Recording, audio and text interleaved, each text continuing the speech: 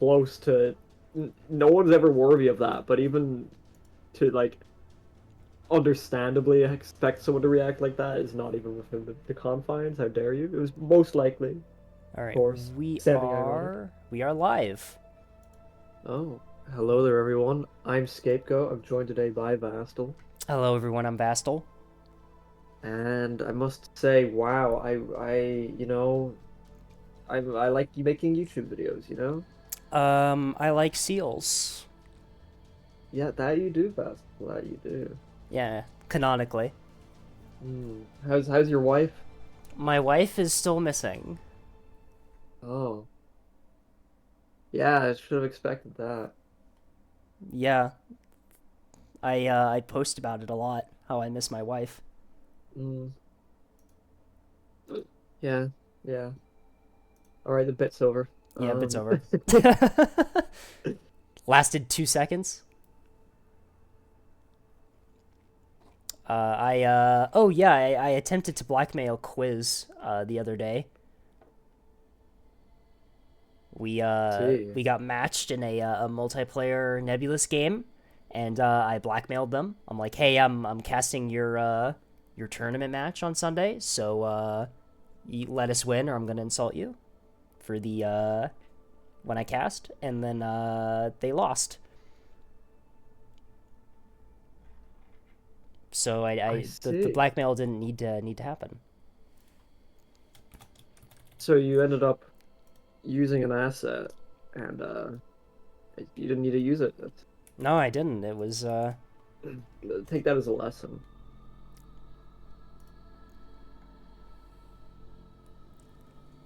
what is Only my blackmail when you're sure it'll work. Why does my voice sound a bit different? Well, that would be allergies. It got really windy here past couple days, and my sinuses do not really like that. I am fine though, so I should be good. I was going to remark on that myself, but I felt, nah, I won't. It's not that bad, is it? Like I've Oh no, heard you sound like a new human being, you know? a You're not even new. scapegoat. I'm not. Oh, oh. Thank you. That really helps my imposter syndrome. That you said It that. was a joke. It was a joke. There, dude. Calm down. Calm down. Please don't cry. Please don't cry. You're I don't know, a good little uh, trooper. No, I'm fine. I'm feeling fine. It's really just a stuffy nose, and that's about it. Very good. No, not very good about the nose. We would prefer that to be the not stuffy. It'll be fine. It'll be fine. It'll take a lot more than a stuffy nose to prevent me from casting.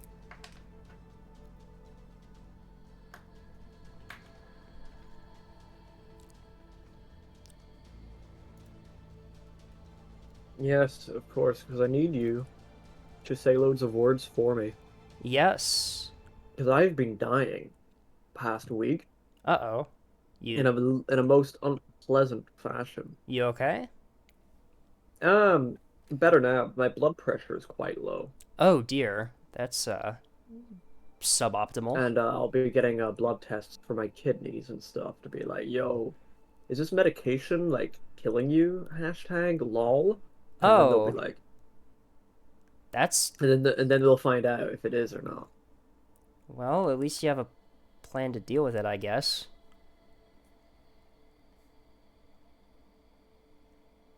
I do. Yeah. I have to stay off a thing. Oh God, I need to do my injections as well. Uh, I'm like 2 days or 3 days behind now. Oh dear. Listen, Flynn. Okay, it's Vastal medication. Vastal can talk about drugs whenever they want. It's It's medication.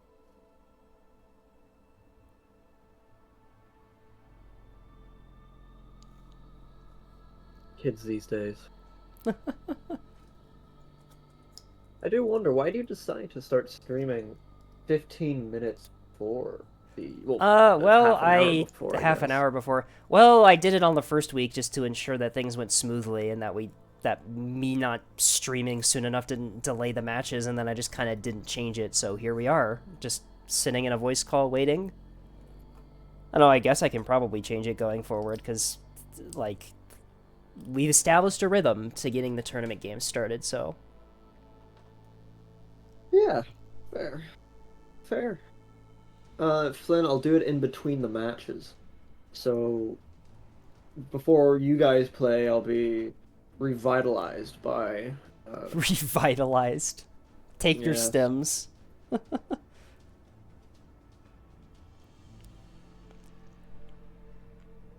Ooh. I'm going to need to get another Sharps box. It's getting very full of both my arthritis medication injections and my needles. Oh And dear, yeah. I have quite a few Sharps boxes actually that I need to because I sometimes the delivery guy's like, "Oh, sorry, we're not taking it this time." Like, but, but you know, like you're supposed to. It's like, sorry, I can't take it this time. We don't have space. It's like, how do you not? It's a. I can see you have space in the back of the. Okay, whatever. How do you not have space? I The think it's probably fuck? because he doesn't. He has to drive to another place to dump them all off, and he couldn't be bothered. I don't know. Oh, I see. He's taking the lazy approach.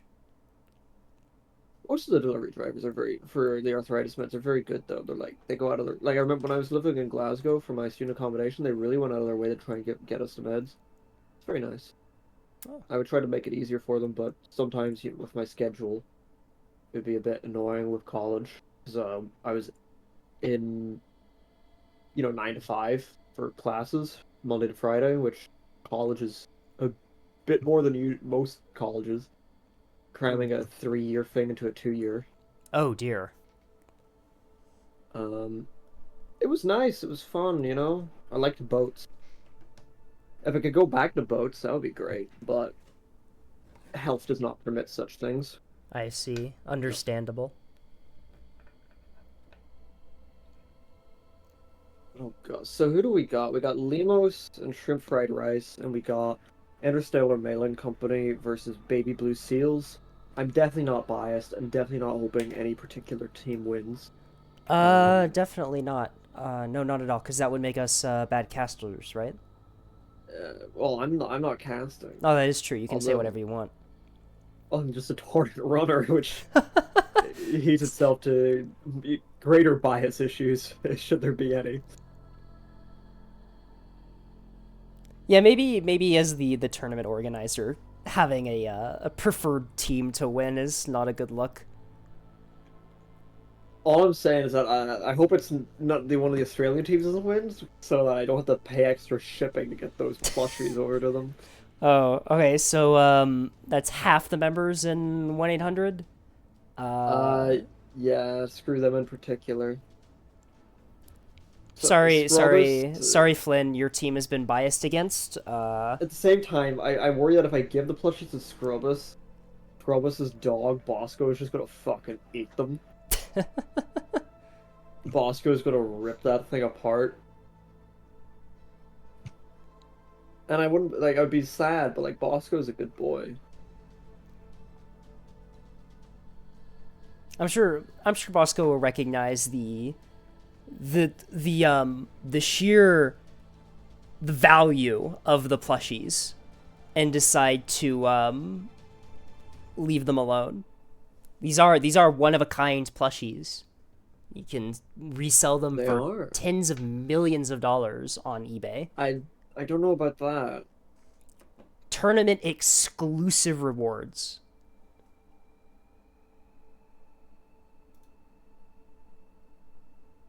Oh yeah, a tournament match. It Do I appears that ping the humans Limos for? is collecting into Team 4, so Oh yeah, so that reminds me. I need to make their team voice calls. They retrofit the voice calls every time. Limos DC permissions. So what I do is I just have 4 voice channels that I just uh have down there, and they're permission only, and then I change the names and then give them the permissions of that I team. see. Okay, very very technical. Not really. It's a handy little thing. It's so I can watch them all.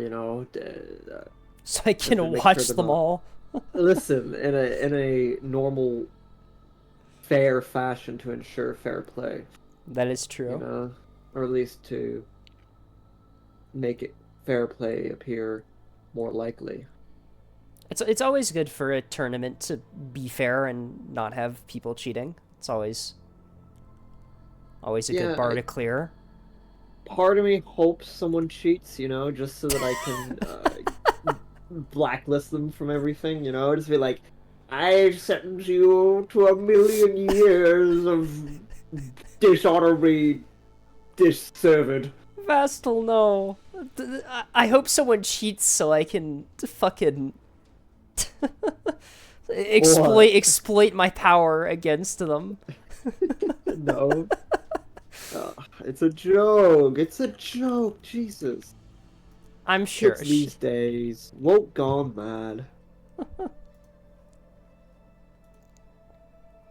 Oh God. One of my family members was talking about woke gone mad recently when I was Oh visiting my no. grandparents, and I'm just like, Oh no. you, you, sh- just stop talking. Um, Yeah. Fair reaction.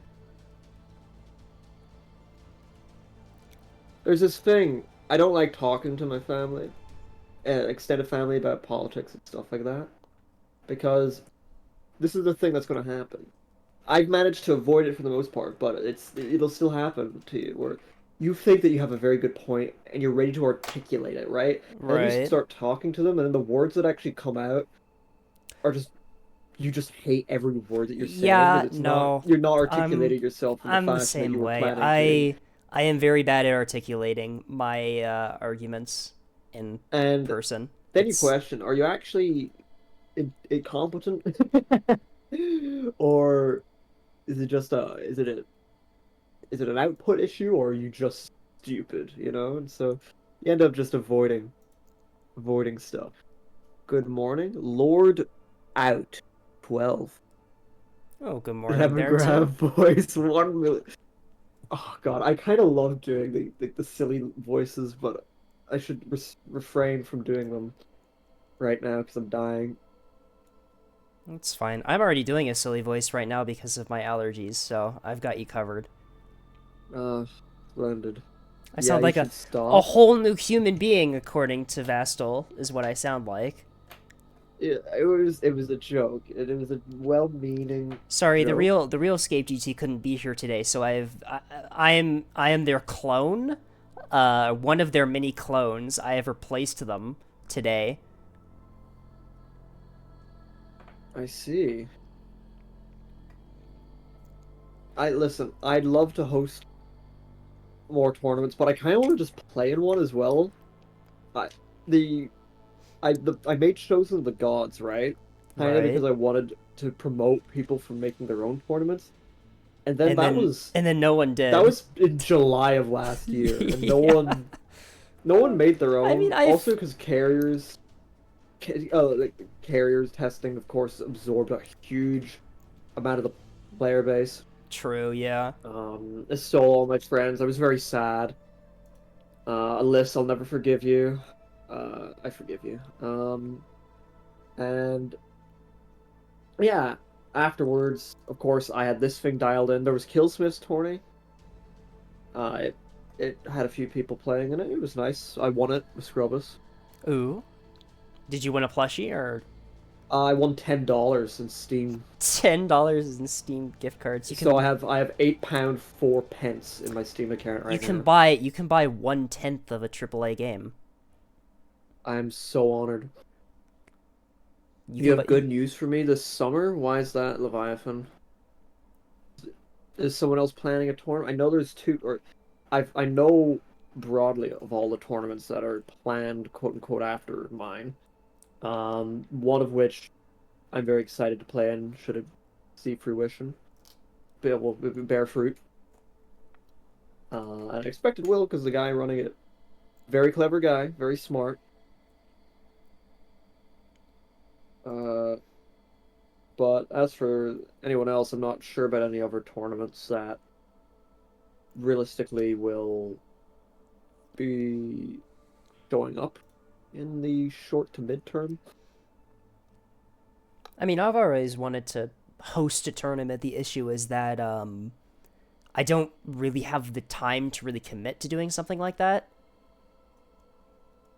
I Hmm. would love to, but I would definitely need to do it with someone or like as a group, so that if I was like unable to be there due to like a life thing, that someone else could also do it.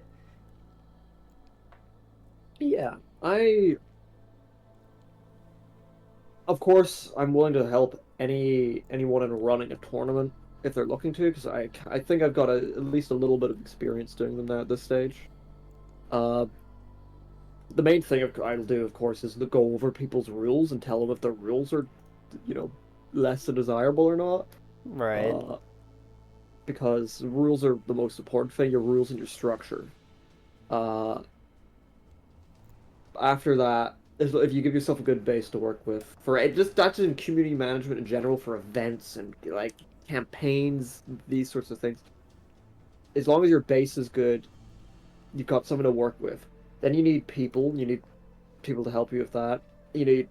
I consulted a lot of people before doing this because I don't want to waste people's time. I don't want to, have a bunch of people show up to a thing and then it not be fun or it fall Right. apart halfway through. And so you gotta spend a good bit of time making sure everything is gonna run smoothly. So I spoke to quite a few people. It's an ANS v ANS thingy. I shouldn't talk about it. It's gonna be Killsmith probably. I don't know. DTSC, I Interesting. think maybe we're talking about they're doing their own 22. Will they do so? I don't know. I'm still a certified midshipman in the DTSC server because I lied on my resume and tried to claim that I was a gold player. I see. No, no, no. It wasn't even me lying. I joined the DTSC server and Dashard was like, "Oh, Scape, aren't you like a Commodore or something?" And then he made me like a gold player in the server roles. You're not even. You just didn't correct. No, yeah, we decided to just see how long it took for them to figure out that I wasn't actually a gold. I wasn't even a captain at the time. I was still like a what was the mid rank commander? Uh, The mid yeah, silver Commander. commander. It's uh, I have midshipman, ensign, junior lieutenant, lieutenant commander, captain, commodore, radam, vadam, yatum.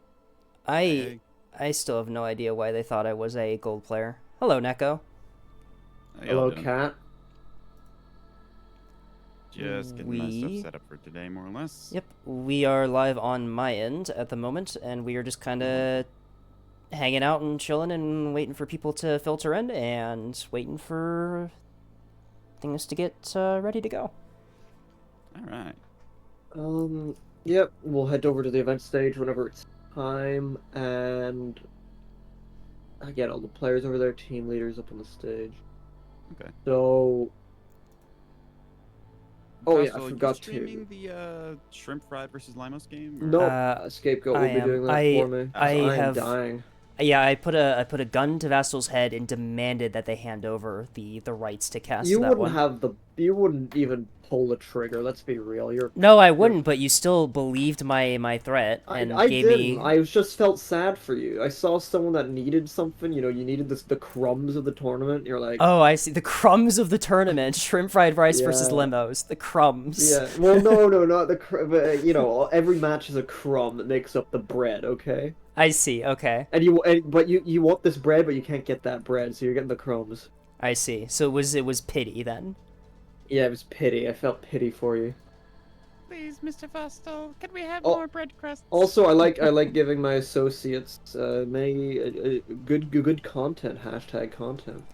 Exactly. My the number of uploads on my Uh, channel has like doubled since the tournament has begun because I've got all these matches to put there. It's crazy. it's definitely not a form of bribery. I swear. What, us? Bribery? No, never. I think I would do great as like a Soviet era like middle management kind of guy. Hmm. I would embezzle so much. I would so many things would go missing over, the course of months, and the Politburo would eventually be like, why is there, why is there shit not working in Kramatorsk? And then they'll be like, I don't know, and then they'll send some guy to try and investigate, and then I'll bribe them, and so they'll come back and say, oh, we don't know. Is that your dream? That's what you want to be? Oh, one of my friends genuinely wants to be corrupt. It's so he doesn't even hide it. He's just like, oh, I would love to be a corrupt party official. It would be like I wish I could be like a fucking Brezhnev era fucking the man. He loves his corruption. Okay, let's head upstairs. Video gaming. I'll just be setting up, so I'll hang out down here until I'm ready. Thank you for taking the time out of your days. Hammer, There hammer, are hammer two onto the random desk. people in server 1. Allow me to check Okay, who that Vastal can kick is. them. I don't even see the servers. What random people are in there that aren't supposed to be there? This is Shrimp Fried Rice versus LIMOS, right? You sent server 1 into our team chat, so... I don't know. Did you send server 1 to everybody? No. Yeah. Yeah, Did I? it says server one. Vastal did. Server Did one and I? Team 14 are still a melee company as well. So. Oh, I meant to. That was a copy paste issue. My sincerest apologies. We're doing it. Interstellar Melee Company versus Baby Blue Maybe Seals. with seals. You guys will be playing in server 2. I meant to change the copy paste there. Good stuff, Vastal. Oh, Vastal, We can you do an missed. 8v8. Yeah, Vesta, you missed your opportunity to do a 1v1v1v1. That would have been Yeah. great. Anyway, you all know the drill at the stage. I'm just doing a head count now. All of our players are here to play the video game, correct? Yes. That is Yes. very This good. is correct. Allegedly. So, we've all been through the rigmarole once of explaining to you all, don't be dickheads, be polite to your opponents, don't pull anyone's hair, all that good stuff. You all know how we're going to be doing the moving to the event stage. Your team leaders are going to be choosing your actually no, I'm going to keep it that way. Yeah, so the team leaders are going to be on this event stage. They're going to decide on behalf of their teams what faction they're going to be playing first, and which maps you don't want to play first.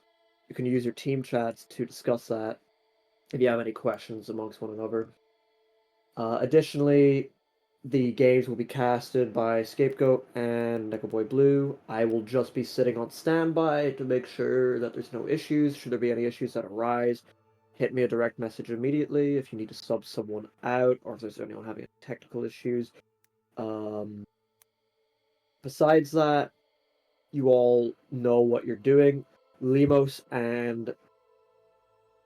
Pardon me, my chest. Limos and... oh my god, I'm having a brain... Shrimp Fried Rice. Shrimp Fried Rice, sorry. Are going to be going to the event stage once their game is over. So once there's a winner of that match, you'll be going to the event stage. And Interstellar Melee Company and Baby Blue Seals will be going to the Peanut Gallery whenever their match is over. If the event stage is clear and the Limos versus Shrimp Fried Rice game is already over, you'll be going to the event stage instead. We'll be moving you over there. Besides that, I don't think there's anything else for me to say. Do any of you have any questions? Sorry, okay, so go to the peanut gallery for us. Yes, you'll be going to the Peanut Gallery voice channel. Copy. Unless the event stage is clear, I'll be talking with Neko about that. I'll let Neko know if the event stage is clear for you guys. If not, you'll do your debrief there on Neko Boy Blue stream. Does anyone else have any questions? That is a no. Okay. Again, I thank you all for taking the time out of your days to play in the tournament. I hope that you all have fun today, and good luck to you all. Half of you will be gone by the end of this, and half of you will That's still be really playing. mean. Oh, sorry. It's not mean. It's just being. I'm just being, very truthful with you. You're gonna fight to death for that plushie. Each of you has the chance of getting. There's a 1 in 16 chance that you can get that plushie right now. Minimize the odds. I mean, maximize your odds. Win this one, then it's a 1 in 8. Then it's a 1 in 8 next week. Oh boy, let's go gambling. Exactly. Let's go gambling. Oh, dang it. Win or Oh, loss. dang it. Also, Vastal, thanks for hosting this. It's simple. Just move a few people around and force streamers to stream my games. It's good, you know. Everyone loves it, especially Darg, I guess, because he's been very loud in the VODs that I've been watching. And abducting someone to take care of the background sign-up system. Oh yes, of course. Solus was a very big help in creating the sign-up sheet. I wanna, of course, I've said it before, but I'll say it again. Thank you very much, Solus, for that because it made my life so much easier for the sign-up system. Because the system I was going to use was going to be worse. It's just going to be a worse system. Yeah, I just knew. And I was like, oh, that's not good. And I was like, yeah, because I hate Google Sheets, and so I was like, and Excel, so I was like, But I used free labor. It's great. Just ask people to do things for you, and they just do it. It's amazing. But with that out of the way, I guess we'll just chill for a minute. Does anyone have anything they'd like to say before we start? I have one thing I'd like Grammy. to interject. Okay, Catboy, what do you want to say? I see. That made me deeply uncomfortable, and I'm going to be sick now. Neko, have you had your shots? Yes. Usually a vodka.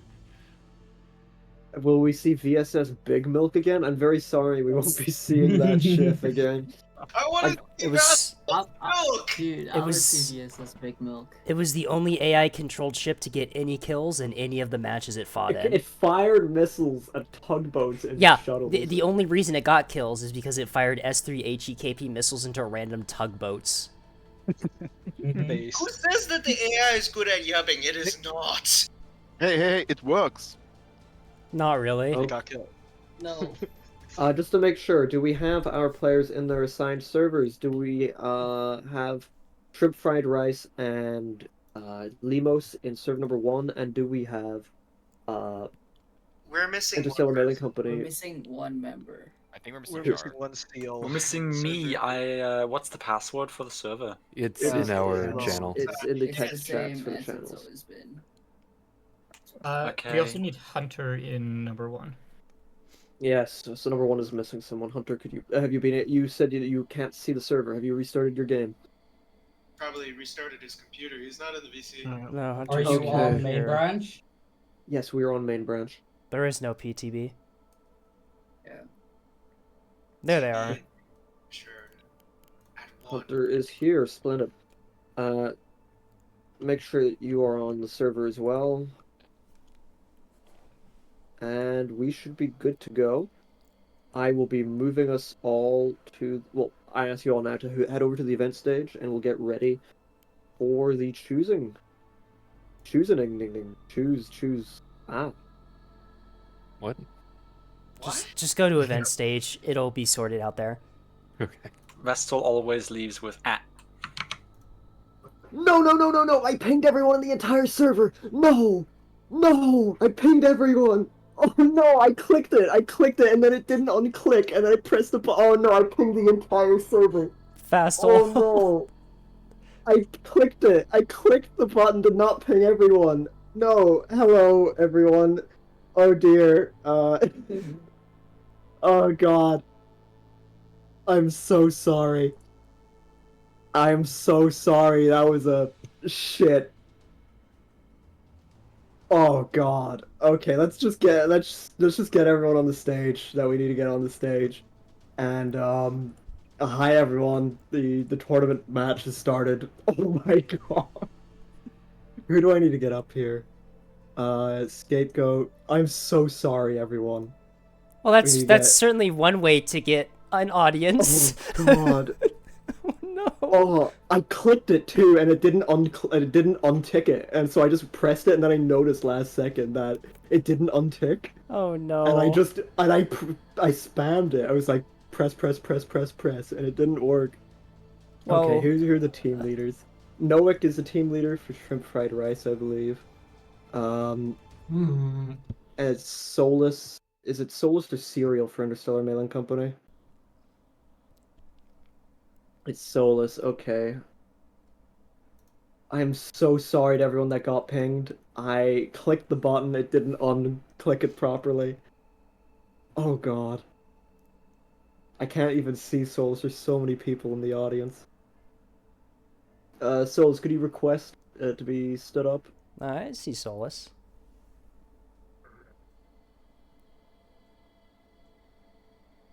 And who's the there's Solus there. And who's the other team that I need to bring up? 1, 2, 3. I'm missing someone else. Hmm. Who's the fourth? Sorry, I got my brain scrambled. Captain of the Seals. Which one is the Captain of the Seals? Gaming Royale, yes. Oh my god. Well, that got my blood pressure rising, but yeah, well, Why guess does I'll... Discord even have that? I don't know. Why is it automatically ticked as well? It's so annoying. Oh yeah, we got the whole server here. Yeah, no, the entire server got at everyone. Well, that's one way to boost viewership. True, yeah. Can you I didn't want link that, my though. Twitch channel in the chat really quick? Neko, give the whole server a song of the people. Okay, let's get thanks, I Hunter. will I was pay just about you to do that. in 500 tuna. Oh, I Yeah, wasn't. no, I wasn't. we're moving on. We're moving I on. wasn't We're being moving on. Vestal. I wasn't being Thank you to the serious. teams. Oh no. Thank you for the teams for taking the time out of the day. We'll get this started. Let's go first with Limos versus shrimp fried rice. So, shrimp fried rice, heads or tails? Tails. All right. Okay. Heads. Oh no, it's tails. It's tails. Yeah. Do you want to play ANS or OSP first?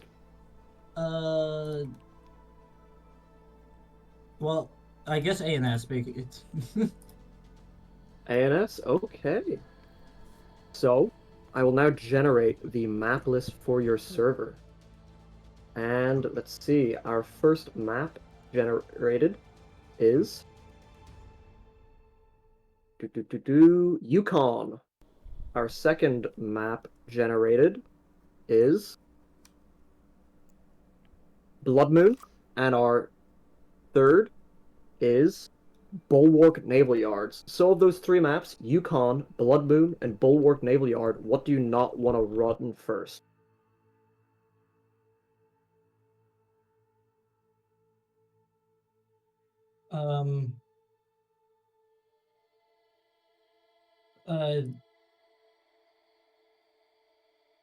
I do not know. Team, what do we want to not play first?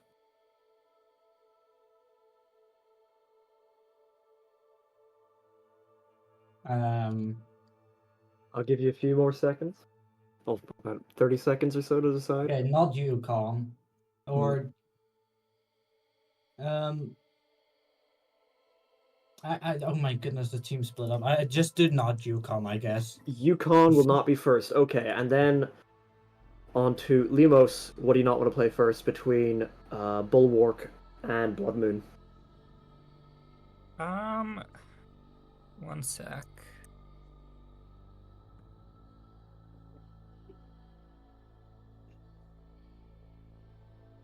All right, we will not play Blood Moon first. Okay, so Bulwark Naval Yards will be your first map, followed by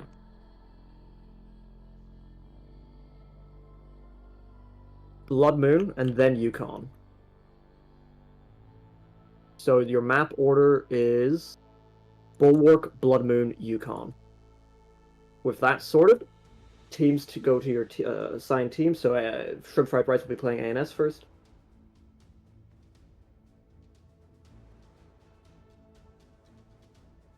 Firestorm, make sure you hop onto ANS. And then we'll sort out the second lobby. So, Baby Blue Seals, heads or tails? We're gonna go tails. Okay. Heads, unfortunately. Okay. Interstellar Mailing Company. ANS or OSP first? OSP.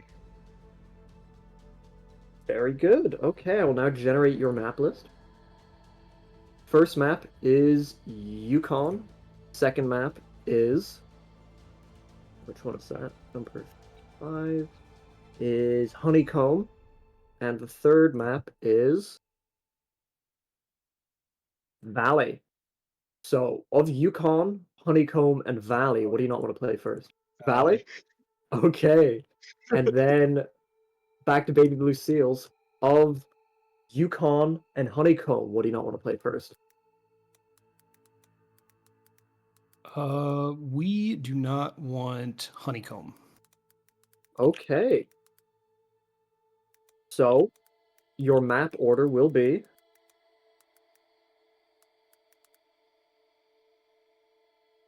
Yukon, Honeycomb, Valley. That is the map order. Make sure you're all assigned to your teams. Are all of you on your set teams in server number 2?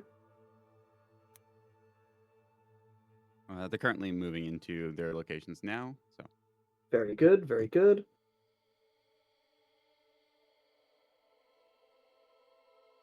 To reiterate, for Team 2, which is Interstellar Mining Company, who's the captain of that team? Solus. Solus, thank you. In the event stage chat, I'm posting the Twitch channels of the 2 people streaming in the event stage chat. If you want to tune into their live streams to get a, well, of course, live view of the matches, head over to there. The event stage is just the place that I will stay to make sure the matches run smoothly, no issues, all that good stuff. I'm not going to be casting from here. Who's the better streamer? I think we know the answer to that one. That one's a pretty obvious question, that, I believe. I'd like the teams to then head to their team chats in the tournament Discord server and get ready to play.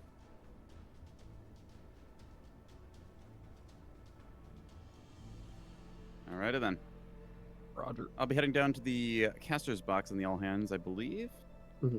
Actually, yeah, Scapegoat, you can stay here and then we can have 2 POVs. Yeah. I'm confined to this dimension now. Mm-hmm. Horrible. So Scapegoat will be here if you want to watch from here, and they'll also be on the event stage. I mean, they'll also be on their Twitch stream. That's all. I will catch you when I do. If you have anything, just message me or hop in the Twitch chat. Anyways, I'll be getting the game organized there and see you when I do. Mm-hmm. I'm very sorry about the ping to everyone that got pinged. Discord has a feature where it will just ping you whatever so whenever you're starting an event, it has like a little thing that's automatically ticked for let everyone know. Yeah, no, the viewership know, because of course it's gonna. We didn't intend to ping the entire server. It was quite frustrating. Because every other time I've managed to click it, and this time I thought I clicked it, but I hit the text instead of the actual checkbox, and so it didn't go away. Another brilliant Discord feature. It really shouldn't be there. I don't know why it's automatically... How many people are in this server? Like a couple thousand? Like 17,000 people. 17,000! Oh no! And stuff like that means people are going to right-click it and press ignore. It's very annoying. I did not intend for that to be an at everyone ping. I'm sure it'll be fine. You can ping everyone in a Discord server every now and then as a treat. I don't want to, though. That's the problem. Anyway, yeah, we got 2 tournament games for everyone. They're going to be fun, hopefully. We're on to the Octo Finals, as they're called, the final 16 teams in the tournament. The tournament started off with 26 teams. We were aiming for 32. Couldn't get 32 because that was obviously aiming very high. over 100 players, 100 and including the substitutes we've had so far, like 110 players have been involved, which is a lot. I'm very proud of that so far, and that everyone in the community's come together to win that prize. We have a prize of nebulous plushies that are being made by a community member. And so, yeah, I've been having a lot of fun running this. It's a little bit stressful. I made like a little trailer for the tournament as well, and I posted to the subreddit a while back. Maybe it was a month ago now. Oh my It's god! a very good trailer. I kind of want to make other nebulous like videos like that. I want to make one that's about the start of the war. You know, like cinematic type videos. Yeah, yeah. It would be neat.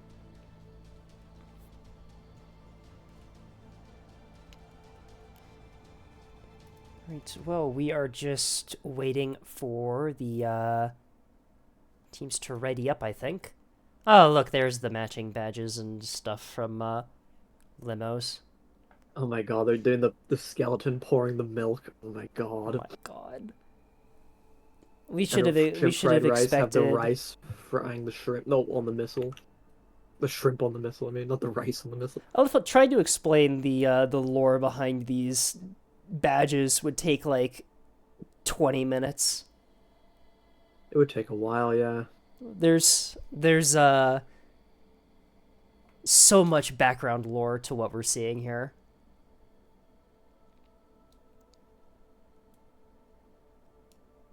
Is there a way to turn that up?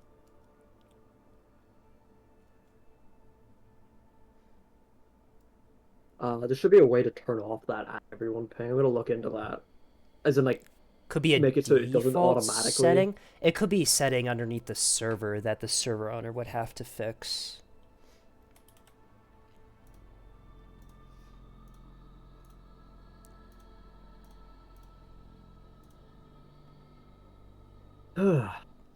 Anyway, hi everyone. Tournament's starting. Scapegoat, take it away. Yeah. This is a tournament match. Sorry, we have to load into the game before I go into caster mode.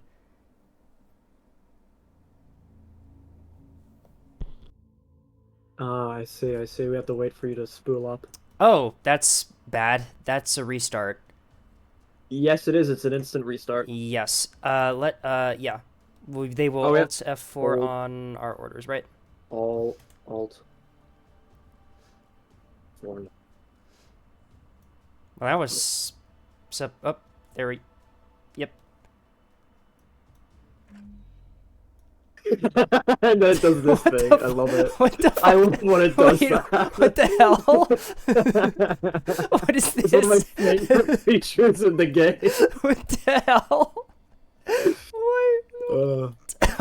This isn't. Wait. Do you this see? Wait, why is it not ending the server? This should end the match. Do you see what's on my end? Yes, I do. Wait, this should end the. It's not ending the match. That's. This used to. This.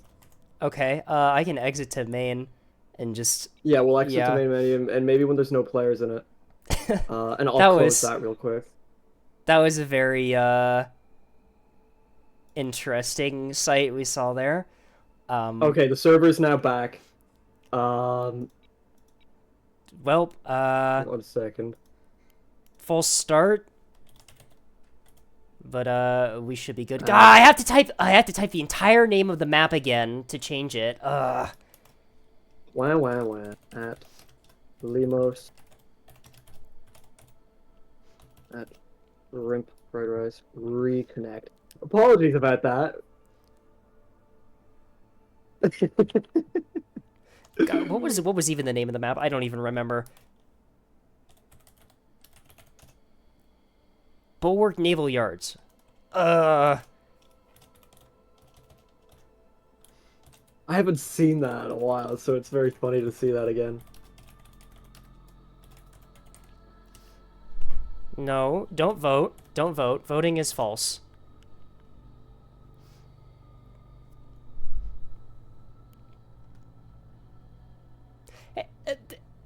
I can't believe this. They can just type in BUL in the vote map command works, but for the change map command to work, I have to type in the entire name of the map. Screw you in particular. Horrible. Oh. That was very enjoyable. 30 views at a sec. People, you know, if you get an everyone ping and you just see it's just for some random voice call, you're not going to join it. Why would you join it? Especially if you don't know what's happening. It was really funny. We had like 100 viewers as soon as you pinged everyone, and then it just like slowly just decreased as people realized what was the going tournament on. games themselves usually get more.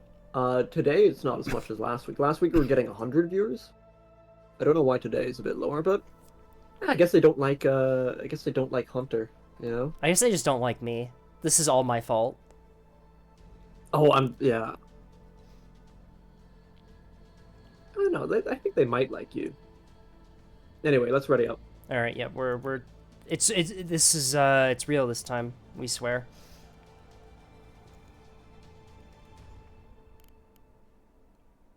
Limos has forgotten to change some of their badges.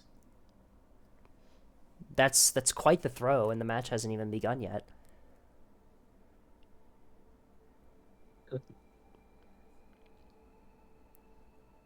Well, it isn't a tournament without one or two hiccups.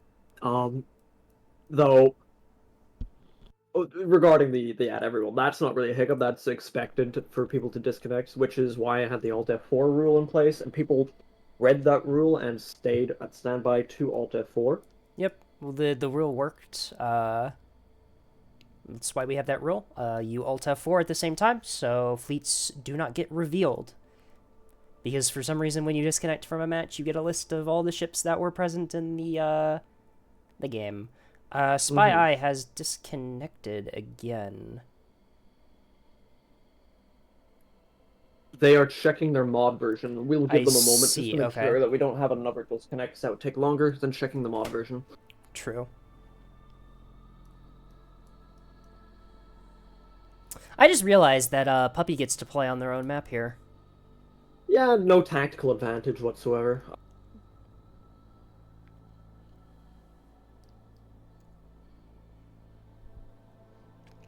And I can't believe Yukon got put into number 3 on the map order list. My favorite map in the game, and they're just like, no, we'll do this map as an optional thing.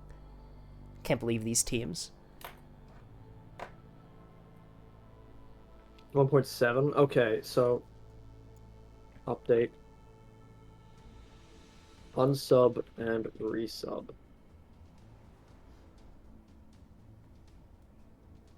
Interesting.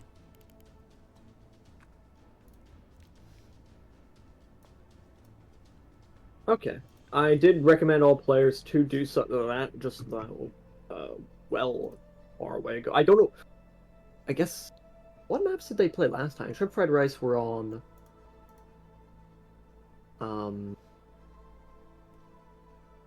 they played against Luddic Path, so they played on Blood Moon and Tumbleweed, I think it was. So yeah, no, they didn't fight on this map yet, so that explains it. Alright.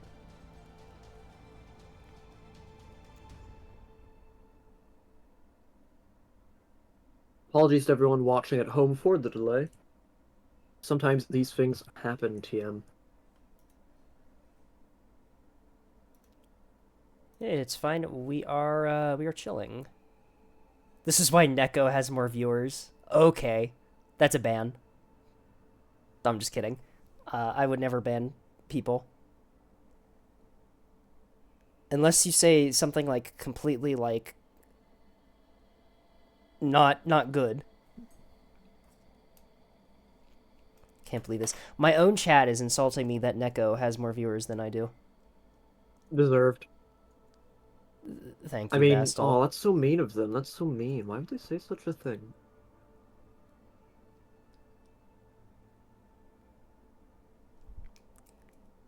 Escape can't ban, they need the viewers. Yeah.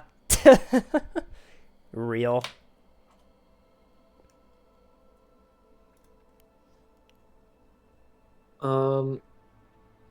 I'll give them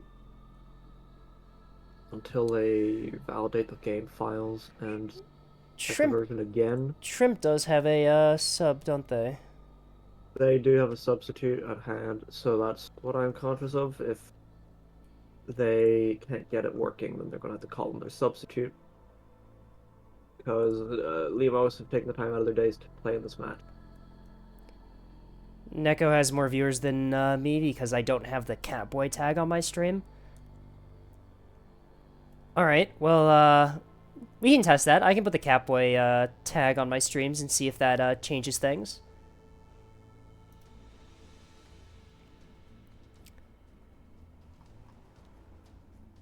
Neko's already threatening me with VTuber model, so...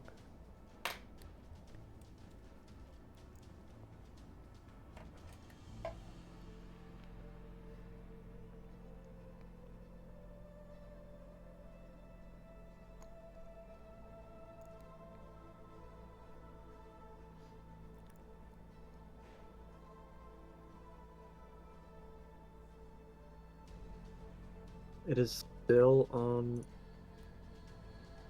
How is it still on 1.3? Interesting.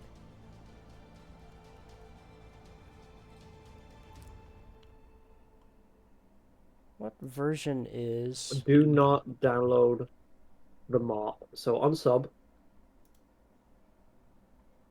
Unsub. Join the server.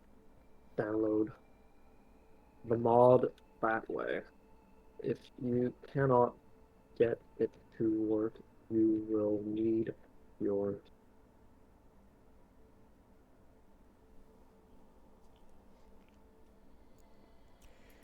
Out of all the maps this tournament, Bulwark has been the one that's caused puppy, the what's most the deal? issues. You're messing up my tournament with your bad map. Oh, I wouldn't say it's their fault. It's mostly just like a lag thing that people say that they get on this map.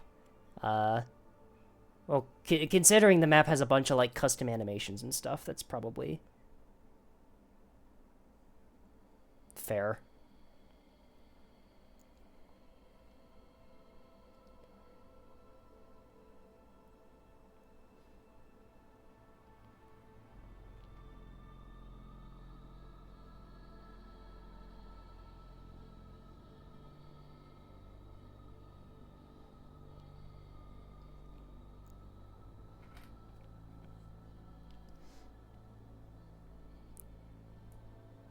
Alright, so they're trying one more thing to unsub and resub. Bulwark is an awesome map. Lagging out is just a skill issue, TBH. I mean, that's one way to look at it, I guess. I wouldn't go saying that to the people who said that they had lag issues on this map, though.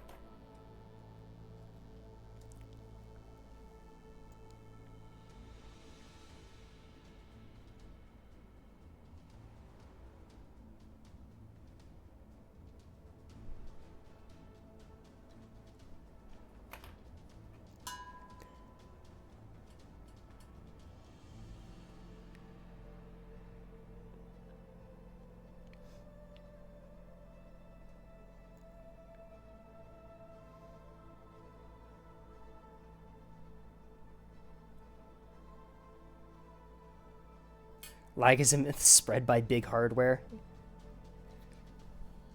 Exactly. The map is fine. There's nothing wrong with it. What if Puppy secretly added a button to the map to let you print a new CLN? It would be lore accurate. This is where the CLNs are built. Okay, we're at 1.7. We're good to go. Alrighty. Very good. Apologies for the delays, everyone. We are now set to play. Would have hoped that that wouldn't have happened, but that's our first big delay to a match starting during the tournament, which we've had That's 16. Yeah, considering how many matches. matches we've had so far, that's not bad at all. Yeah, we've had 18 matches or so. No, we've had 13 plus. Yeah, 13 matches.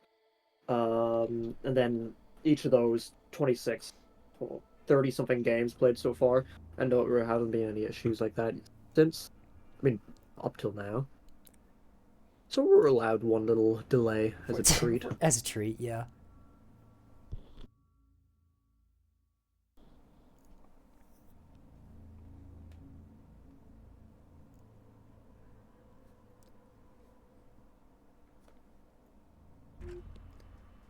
Hello, everyone, and welcome to the third weekend of the All Hands on Deck Community Tournament.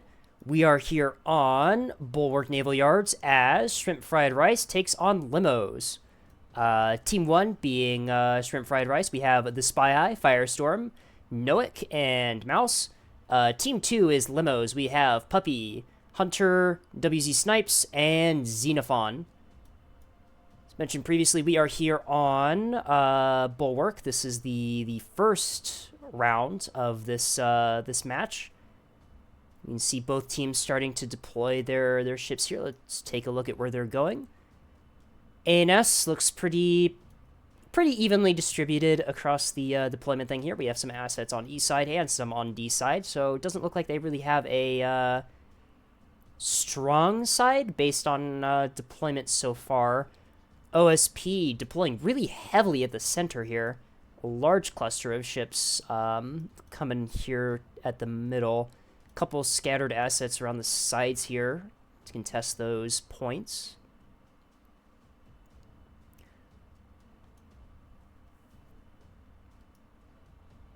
Here's the more ships from ANS. As it looks like we're getting a lot of stuff on CD side here. Looks like they're going strong there. Cap ships for both B and A on the two teams.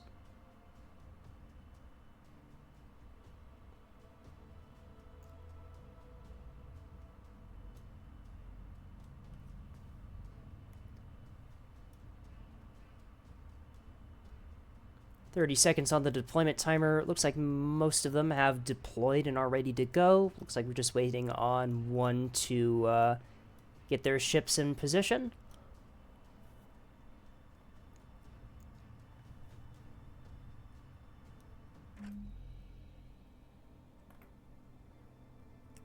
Alright, we have a zoom in of a liner. Looks like 450s. Yes. 450 broadside liner deploying low near the A point, I believe? The natural?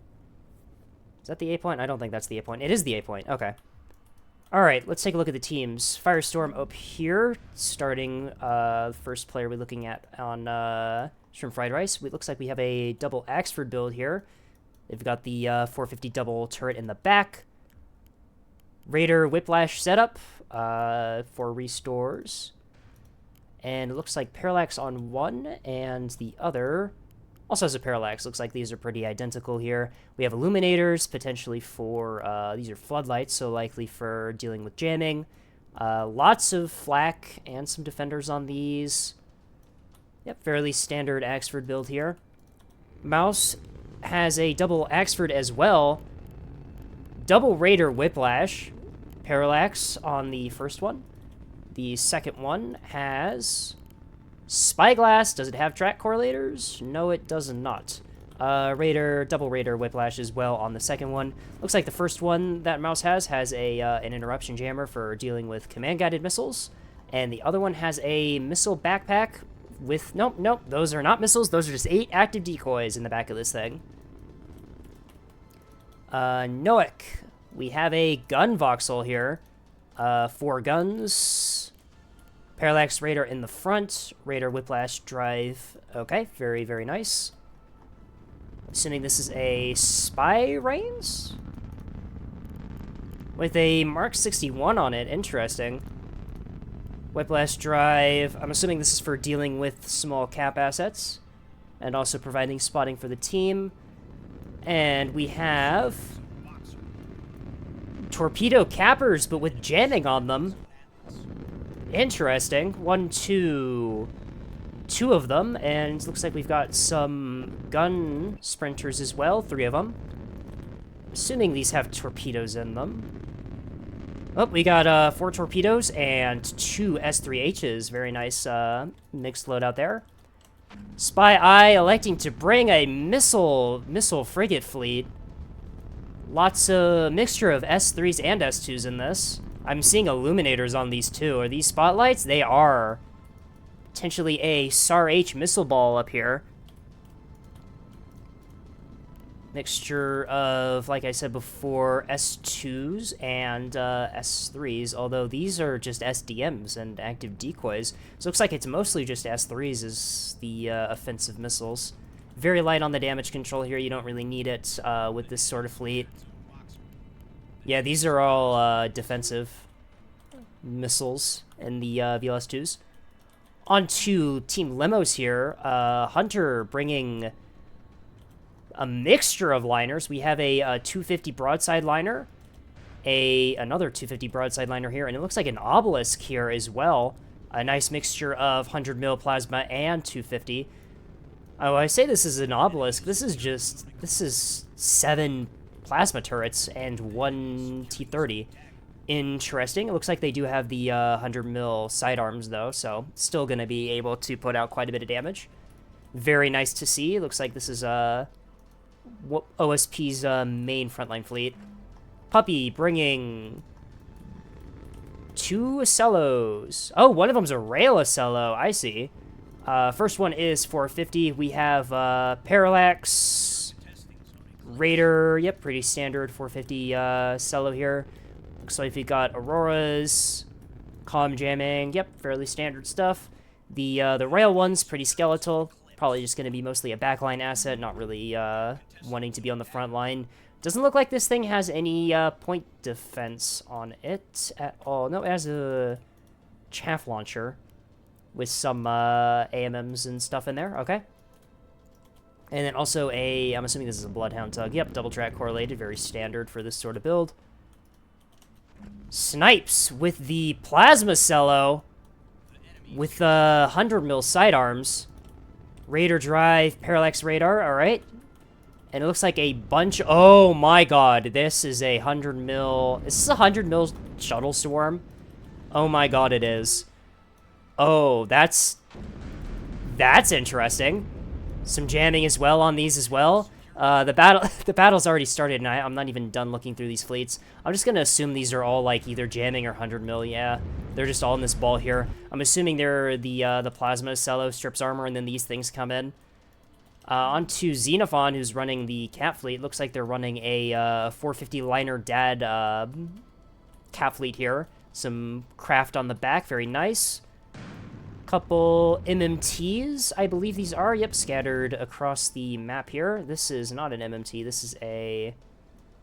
What are you? Very stripped down tug here, just with the gun. Looks like this is mostly just a defensive asset. Oh, electing to run these really stripped down gun tugs instead of gun shuttles. Very interesting. Already losing a couple of their cap assets here. Looks like to the torpedoes from... Or just the guns from Noak's gun and torp cap ships here. Losing one on E and losing one on D over here. And it looks like looks like A&S is probably just going to take these 2 naturals here. No fighting going on for C points so far here. No one even has really anything there. A&S has some Axfords here looking over, but there's nothing there for them to deny. Missiles out from one of the MMTs on the ship that capped the E point. It is CIC down. Rather unfortunate damage saturation there, as these missiles are going to hit, as that defender is not being commanded. And then doesn't kill it, but this sprinter is not long for this world. The gun shuttle swarm jumping onto the E point, absolutely gunning down this poor sprinter here, who has nothing to use against these this swarm. This is inherently silly. I love this. This is incredible. As yeah, Snipes just pushing onto the E point here with this massive ball of malice.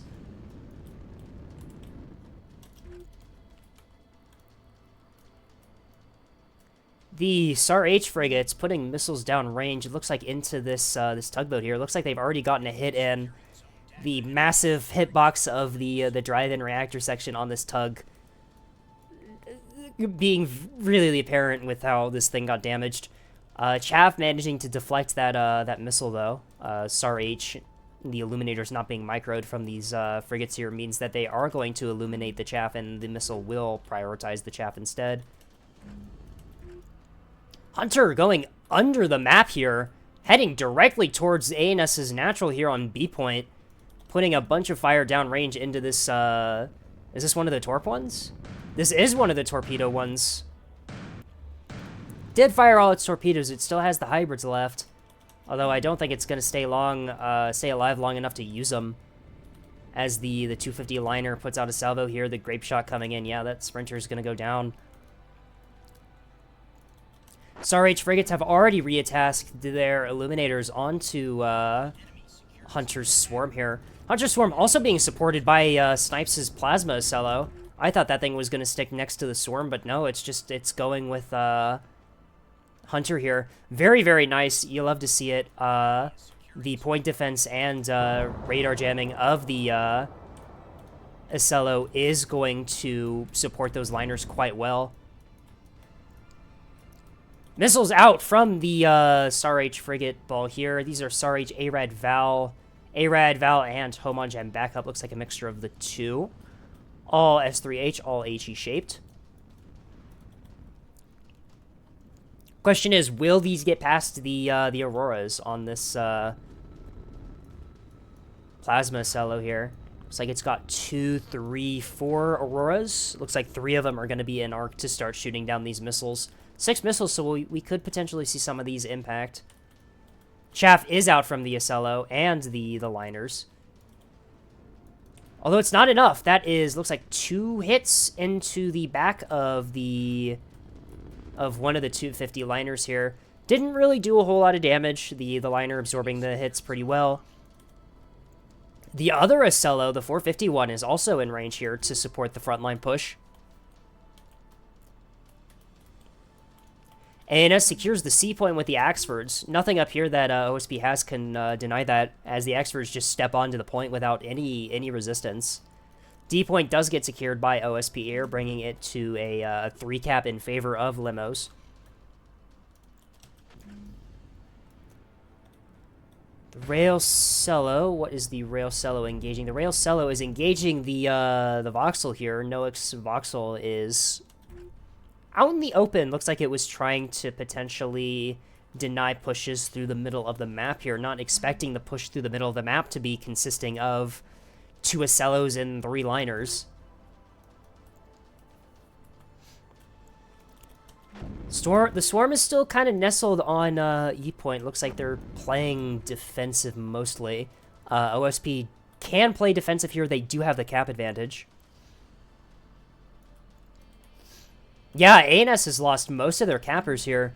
Even the spy frigate is down for the count here, as only 1 of the gun sprinters remains on B point.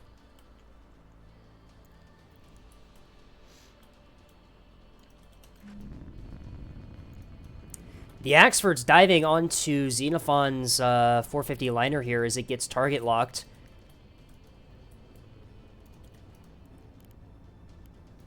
Looks like it's trying to move into cover here to avoid the 450 fire. Looks like the other Axfords are perhaps moving into position to engage the swarm, or perhaps maybe no, they're moving past the place they want to be to engage this liner here.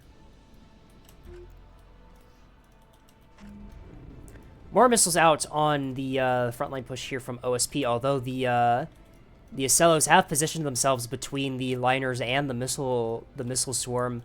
Those Auroras are going to be able to deflect most of those incoming missiles. So Voxel here starting to take some fire from the rails as well as the massive frontline swarm we have here. Electing to duck behind a rock here and start repairing all of the fires that were set by the rails.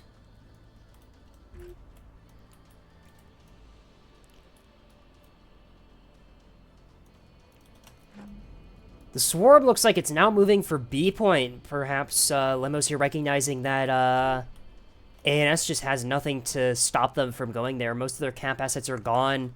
The Cicello's been pinned behind the rock here. The Axfords are not in any position to really engage OSP's frontline here, as OSP's frontline is just going to be able to sit here and shoot pretty much whatever they want. Provide cover for the Swarm as it rushes into the B cap here. ANS with no cap assets is completely unable to back cap any of OSP's points here. Even though A and D are relatively open here, they just lost all of the small sprinters and cannot get around the front line.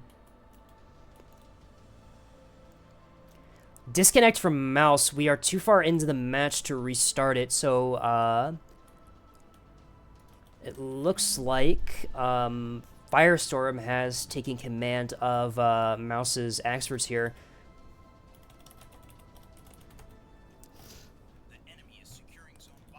Firestorm now has 4 450 Axfords under their control as they, looks like they move in to begin to engage the 450 liner, although the 450 liner able to use this rock cover quite well, getting fire into the Axfords without really getting spotted itself.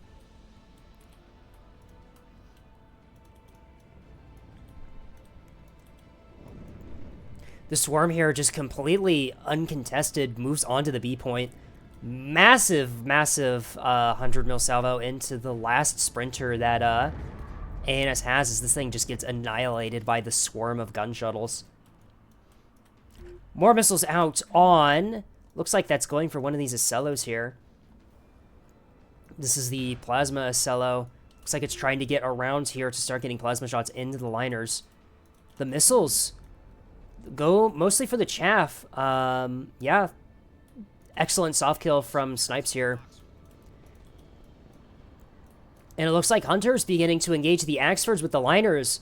They got a perfect crossfire here as the Axfords have pushed way too far out. Trying to run down this 450 liner. They get caught out in the open and are just crossfired by the 450 liner and Hunter's 250 plasma liners here. Firestorm desperately trying to get these Axfords out of here, although these things are going to start taking an absurd amount of damage at this close range with these liners. That is... It's like 4 kilometers. Yeah, well within the effective range of both plasma and 100 mil. The Swarm, pulling off of the B push, looks like they're going back to assist the liners in their assault on the front line here. All this plasma going into these Axfords means that they will be able to pen the armor of these cruisers, and yeah. Assuming they have stuff like HEHC on these things, do they? Yep. These shuttles fully equipped to deal with the frontline engagement here as they have HEHC. Looks like they are starting to pour fire into these Axfords here, and these Axfords going down obscenely fast here. Caught completely out of position by the front line of OSP. The other two Axfords looks like they're diving on the E point here. Trying to stay out of range of the liners, I believe. What are these Axfords engaging? 6670, which is this tugboat back here. Okay. This is one of the stripped-down gun tugboats we've seen from Xenophon. Very interesting design here. Perhaps using the... Yeah, perhaps using the slight durability increase you get out of a tugboat compared to a shuttle to run these as, like, gun assets. Swarm is being engaged by the Voxel here as it starts putting RPF fire down range, although it is getting rail counter-batteried for its trouble. The center stack already going down here. 14 fires on board this thing. You can see the crits adding up here as the rails just... Oh, this poor Voxel. 5 teams is not enough to deal with this many fires in critical events. This Acello is really starting to leave its mark on that Voxel. But it looks like the rail cell here has swapped fire to one of the Axfords here. Opting to focus fire with the rest of the team as Firestorm's other Axford is just going to get annihilated here by the massed front line that OSP has. The other Axfords managed to clean off this tugboat and do start securing the E point here, although with OSP's front line being this close, I do not think that they're going to hold that point for very long.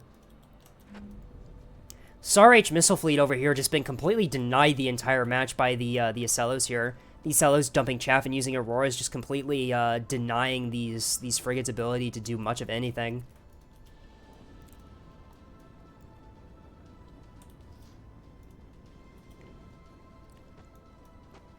So yeah, this other Axford K-killed by an obscene amount of 100 mil fire going into it, as well as some 250 and 450 from the various liners.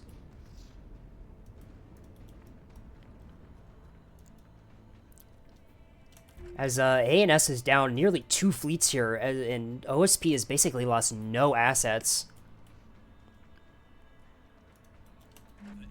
Missile frigates look like they're moving on to the B point here to try and retake it, although with how close OSP's front line here is, I do not think they'll be able to hold it if they do get on the point. More SAR H missiles out on this Acello. It looks like they're firing at the rail Acello, which only has chaff as missile defense. No hard kill on this thing.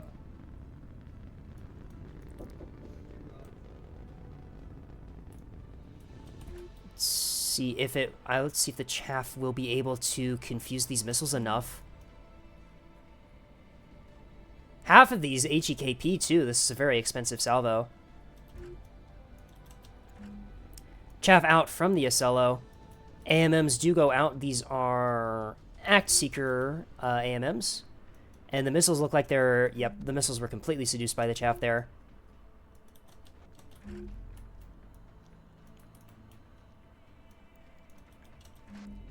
The experts here are getting jumped by the 100 mil swarm as plasma comes in from both the Acello here and the liners.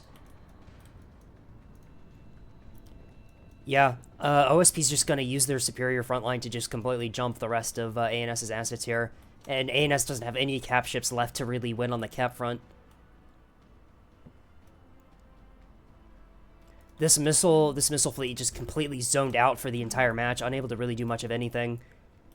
The front line caught out of position on this side of the map here. The cap ships just completely picked apart by the liners and other frontline assets that OSP had, and yeah, I think that's probably going to be it for this match. I don't think ANS really has anything left to pull this back,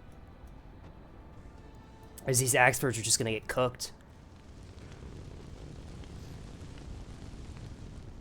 The enemy is securing zone Eclipse. The enemy secured zone Comet.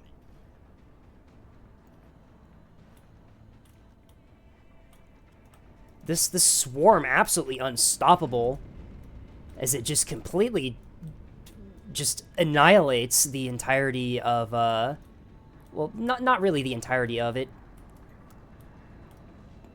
Took out a lot of cap assets here. It's putting massive fire into these Axfords, and yeah, that is a lot of firepower from OSP here. And there go the surrenders from ANS here as they realize that this match is over. And yeah, with that game, it is a 0-1 in favor of Team Limos here, as we move on to the next round.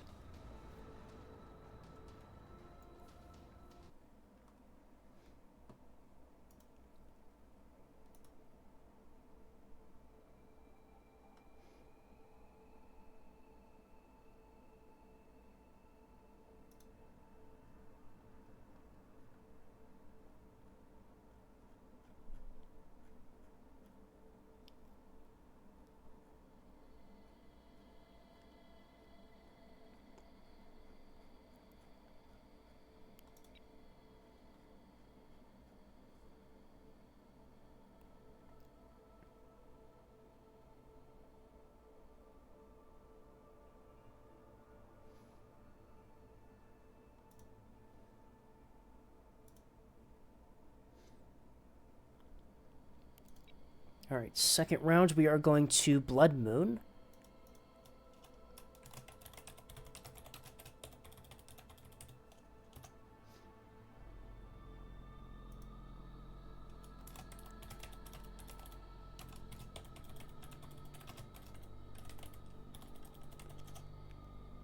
type the full name of the map once again. The team swap as Limos goes to ANS and Shrimp Fried Rice goes to OSP.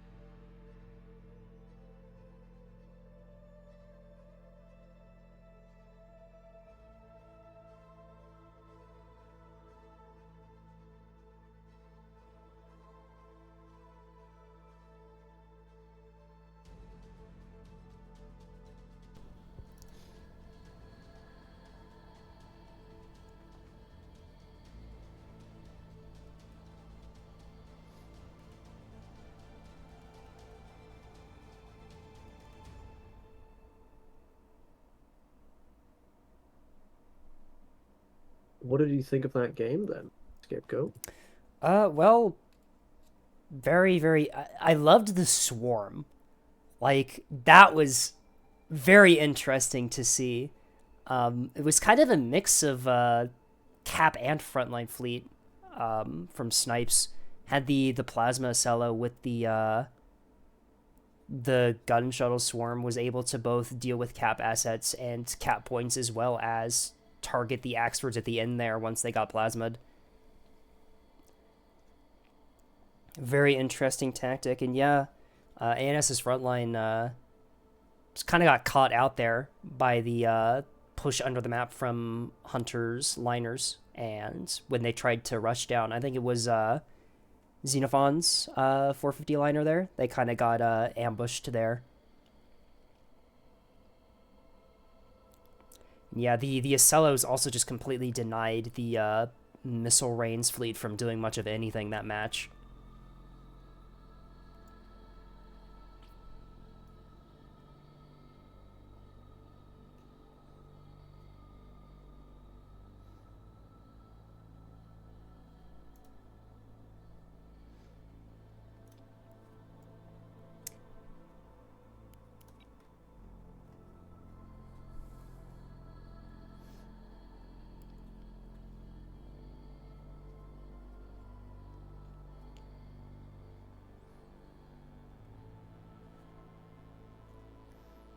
Apologies, I'm just responding to some people in direct messages dealing with a thingy that has Ooh. occurred. Thing, TM.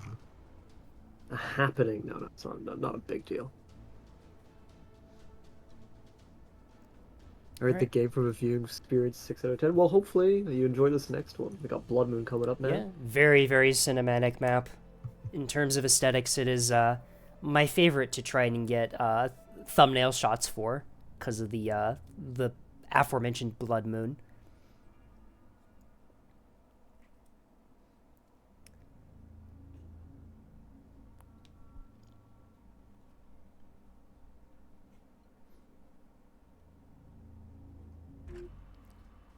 Hello everyone, we are on round 2 of the Shrimp Fried Rice v Limos tournament match here.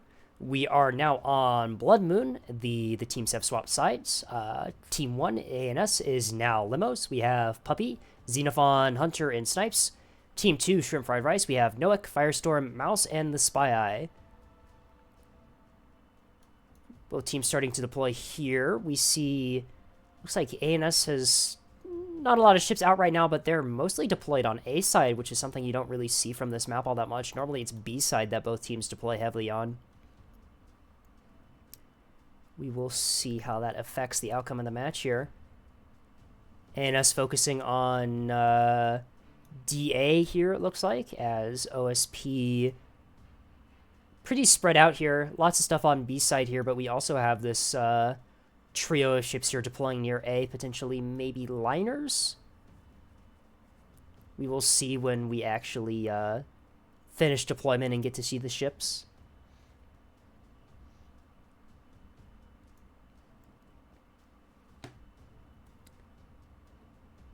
1 minute on the timer. ANS does deploy some assets on B side, although they are very much focused on the A side here.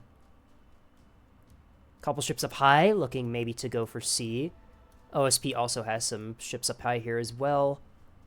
Ships for the naturals have been deployed down below as well.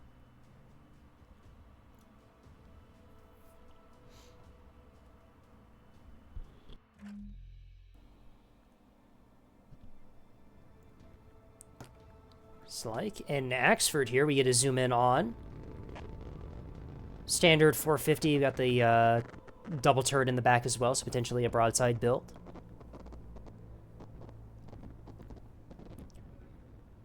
Alrighty, let's run through the teams. Hunter has 2 frigates, and that's it. These are lots of missiles in these. Very interesting. These look like S2Hs of various types. So, Yub Fleet looking to affect battles on all sides of the map here from long range. Puppy's got a bow tanking 450 Axford with an S2 backpack with SDMs and active decoys here. We have a parallax radar, double radar, whiplash drive. Okay, very pretty standard Axford build here. Couple of railstones. Looks like we have 2 of them here. Triple E-Reg, double small E-Reg, yep. Some long-range fire support here from Puppy. And we also have a Lockvet with a Pinard, yep. So this is going to be providing spotting for the rails here. Snipes is running a double Axford build here. It's like a fairly standard double Axford build as well. We have double radar whiplash, yep. Broadside build, one of them has a parallax, and the other one also has a parallax. So just unified radar configuration here. Hunter's already launching a bunch of S2Hs against the cap points here, looking to deny them. Looks like missiles are going to go into this, Are these going to detect this shuttle at E point? Does not look like it. Missiles out on all the points here. Missiles out on B, although there's no one on B for these missiles to really hit yet. C point, likewise, is completely open as these missiles are just going to go off into the void. I do not think the seeker cone is wide enough to detect that tugboat back there. Missiles on A point, I think they got intercepted by AMMs. I saw some AMMs being fired. Missiles out on the E point here. Looks like they're going for something that could be behind the E point here, potentially a carrier, although there's nothing there. Shrimp Fried Rice bringing... Firestorm's got a double 450 liner build here with a Bloodhound tugboat here. Squire and Bridgemaster opting not to bring track correlators in this thing, alright. Mouse has the double Ocello here. Auroras, Illuminators, and Raider drives with some soft kill on both of these. Mixed soft kill, so together, though, they should have Omni soft kill capabilities. Yep, I'm seeing some Dazzlers and Radar jamming and Comms jamming on them. Very nice. Noack, looks like they're bringing the count fleet here. We have a MMT with the MLS 2 on the bottom here. We have 1, 2 of them, and it looks like a couple Torp tugs here, too. And the rest of the fleet filled out with gun shuttle cappers, it looks like. One of the cringe cappers dead on the E point, although it does secure it before it goes down. One of them in position to take the C point, although Xenophon's already stepped on with their own cringe capper. Missiles still going out from Hunter around the map as more of these S2s go into this cap ship on B point. Massive swarm of AMMs, though, is able to shoot them down, although this thing is starting to take RPF fire from Xenophon's, bullying, not bullying, what are these? Police frigates, that's what they're called. Xenophon with the cap fleet here. It looks like we have 2 wings of, police frigates here, a beamstone, and 3 cap ships. The cringe capper on C point goes down before it can take the point. A missile salvo from Firestorm, the back of their liners it looks like, is able to deny the point. Massive missile plays so early into the game here. Very interesting. A bunch of Hunter's S2Hs fired, looks like mostly blindly into open space here, trying to anticipate where the spawning assets are. Most of them miss here. Piranha Rocket salvo, seduced by Chaff, flies off into the void. The missiles lock on to this cringe capper back here. Chaff too late as this cringe capper does go down, and so it looks like no one's really in position to take the C point here. B does go to OSP here, the ship on the cap point staying alive long enough to take it. A is also in OSP's hands as the other swarm of police frigates is unable to deny the point. Another missile salvo out on this tugboat back here. Looks like they missed again as the seeker cone is not wide enough to detect this this tugboat as it does maneuvers to avoid the missiles.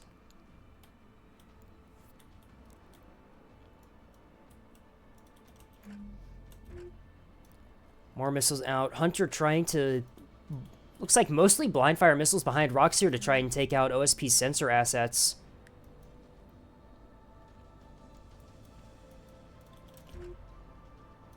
As once again, the seeker cone is not wide enough to detect this tugboat as these missiles just sail off into the void. More missiles out from Hunter on the A point here, doubling down on their efforts to take out these cap ships and sensor assets. Although Noak's smartly moving their assets behind rocks to avoid these missiles.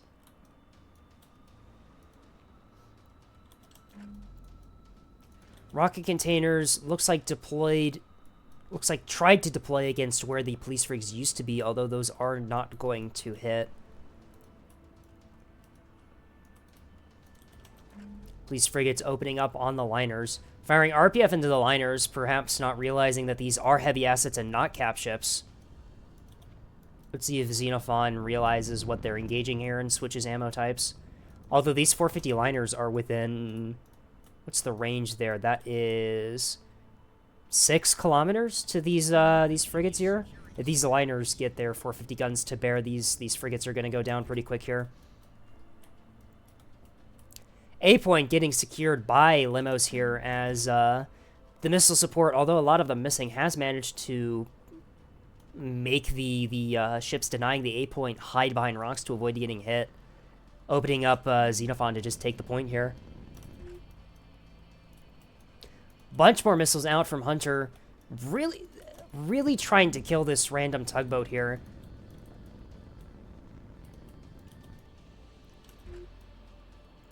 These missiles do lock on to this this MMT here, although the AMMs do deflect the shot quite well.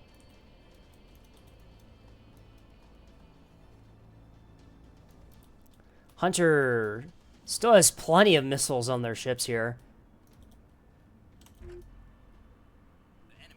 Although they do once again whiff an entire salvo as this tugboat moves out of the range of the Seekers here. More missiles out on this Bloodhound tug here as the police frigs move over the sea point and start putting RPF fire into it. The missiles are likely going to finish off this port tugboat here. 1 hit, 2 hits, yeah, as the police frigs are in position to just clean up here. Although that being said, they have strayed into the range of these Acellos here, as yeah, they start locking target and putting 450 down range into these frigates. At this range, I do not think they have enough jamming to cover themselves from being locked, yeah. Missiles out into this MMT, which is pushed way far up. The missiles do collide, though. Don't really do a whole lot of damage. They take out the bulk mag. Reactor overload on the reactor here. Yeah, it's 68% work speed debuff. They will probably have to emergency reactor shutdown here if they want to save this tugboat. They do have the resource to bring things back online. 2 restores on this tugboat. They can bring the mag and the reactor back online. They will be missing the pinpoint, but still should be an effective vessel. The 3 Axfords moving in to engage these Acellos here, as the Acellos still opting to shoot down these frigates here, perhaps trying to get them out of the match before they swap over to the Axfords. The rail fire support from the destroyers coming in here. as the fires start adding up on these Acellos here. More missiles out from Hunter as they completely miss the Acellos once again. Piranha Rocket Strike. A Piranha Rocket Strike neutralizes this this keystone here. That's the drive and the reactor gone. This thing is not going to be able to fire its beam anymore. Where did those rockets come from? Were those torpedoes from the Arsenal tug here? I think those were. And I think also Firestorm has some rocket container backpack things. Yep, he does. 450 fire from Firestorm into the police frigates here as they... One of them already completely crippled, and the other one perhaps realizing that it should not be here. Although most of these shells overpin, this ship does not have the survivability to stand up to those liners for long. More torpedoes out on this keystone to finish it out. As those will miss completely. What were these seekers? Act Command Val. What happened there? Ship was tracked. That was a very peculiar miss there. I'm not entirely sure why those missed.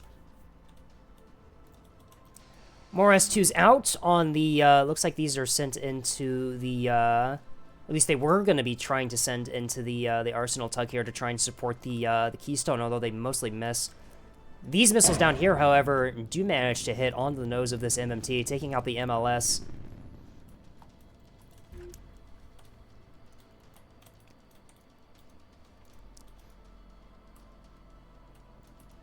Another salvo. Oh, this is an HEKP salvo, looking to loop around behind the map here and hit these liners in the back. Spy Eyes obelisk liners here. Let's see, will OSP... Doesn't look like OSP is going to detect these. Perhaps the Acellos might?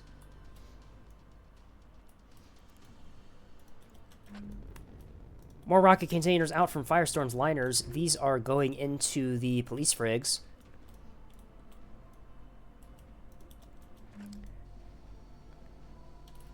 This HEKP salvo looking to take out these obelisks, although these obelisks are not bow or stern into the missile, so the HEKP might just go right through these things that they hit. These are EO Wakes backup. Does these have, does not look like these liners have dazzlers on them. Lots of flak and Pavises, though. Flak and Pavis goes out. One of the missiles hits. The other one's either running out of range or getting shut down. I think they ran out of range. The only one hits a small DC locker, not doing a whole lot of damage. Another salvo of the HEKP goes out into Firestorm's liners here, although if Firestorm keeps moving on the path they are, these missiles are just going to miss completely. Liners are very fast. These things might just be able to avoid the salvo entirely.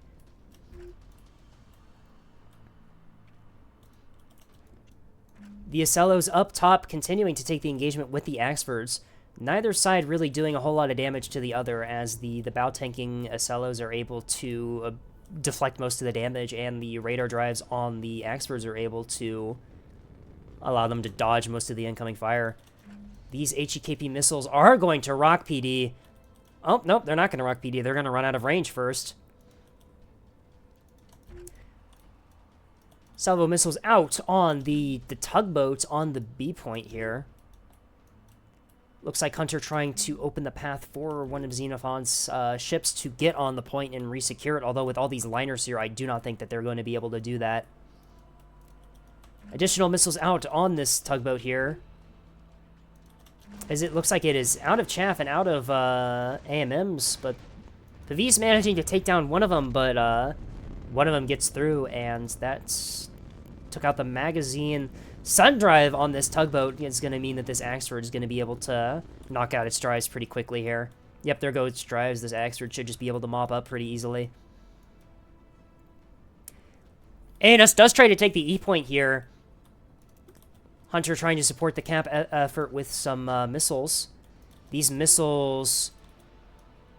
Oh no, these missiles staged too late as they go somewhere. That was... Why did those stage... Was it a range thing? No idea why those staged, but they did not hit this gun shuttle here protecting the point here, as it looks like it is going to win this gunfight with this sprinter here. Massive fire from Spy Eye here, ensuring that the E point stays in OSP's hands here. Although that being said, 2 more shuttles are approaching the E point here. Missiles managed to finally pick off this tugboat here. More missiles coming in. Looks like trying to take out that shuttle here to allow ANS to take the point. AMM's out. AMM's trying to intercept. It looks like they didn't. And those missiles will find their way home and will kill this this shuttle here. ANS trying to get ships onto the E point, however, it is being watched by these obelisk liners here.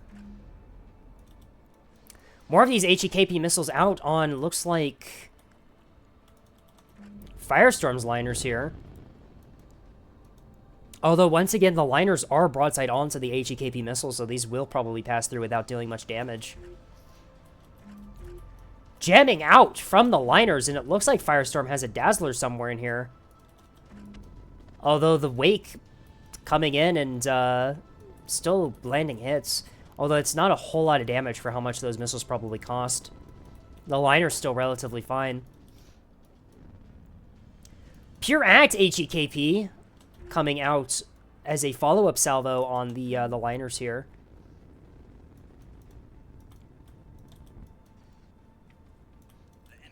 Another missile salvo out on the B-point tugboat here. Although this tugboat hasn't moved since it got hit by that last missile strike, these missiles are just going to completely miss.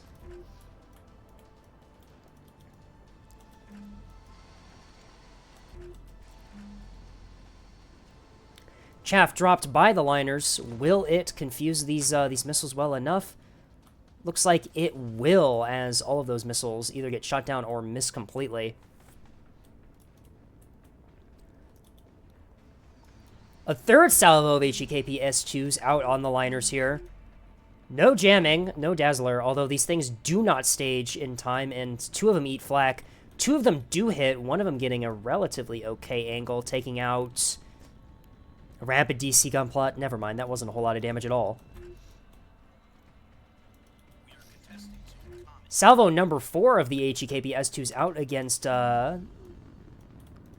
these obelisk liners here, as looks like ANS is getting relatively annoyed that the E point's being denied so well. C is going into ANS's hands here as they send a one of the police frigs to cap the point, although these Acellos here are already on the point, already taking it down, will probably deny it and also probably will secure it. S2 HEKP strike onto Spy Eye's liners here. These are more of the EO Wake. They do acquire the liner, flying through heavy flak to get there. 1 of them shot down, 3 of them do hit, taking out 2 of the guns and a rampant cycle cradle, although this liner does still have 8 restores, will be able to get that stuff back online. Liners focusing on finishing up this keystone here, which cut out in the open here, although it was already damaged by previous strikes, so... D being capped by OSP here as the 450 liners move on to the point here. Nothing to deny that on ANS as their Axfords are on the opposite side of the map.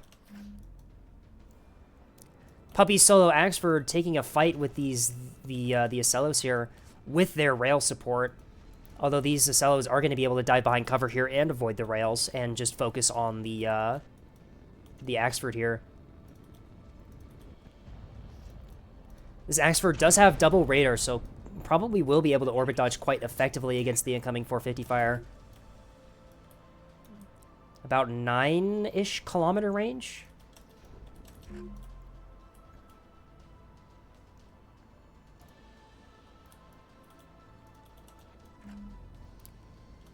More missiles out. Looks like they spotted this tugboat here trying to go under the map, potentially for an 8-point back cap.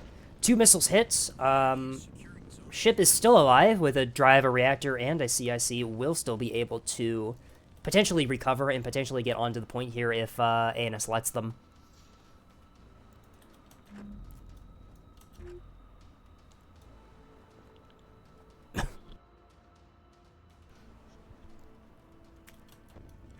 Firestorm taking the D point, moving off of it, probably trying to get these Axfords to come closer, probably trying to bait them into a close range duel here where their Raider drives won't be enough to dodge incoming fire.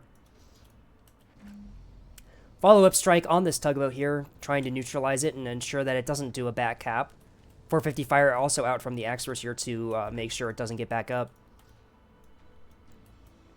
B point completely secured by OSP here as ANS withdraws to the AE side here.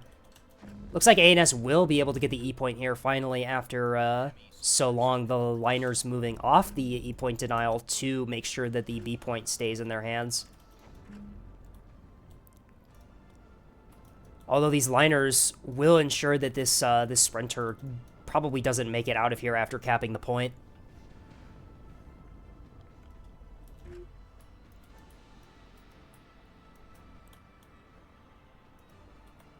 Hunter beginning to run low on missiles here. Looks like only... doesn't have a whole lot of missiles left here. A lot of the Pure Act HEKP S2s we saw. But apart from that, their anti-light asset missiles are mostly empty here.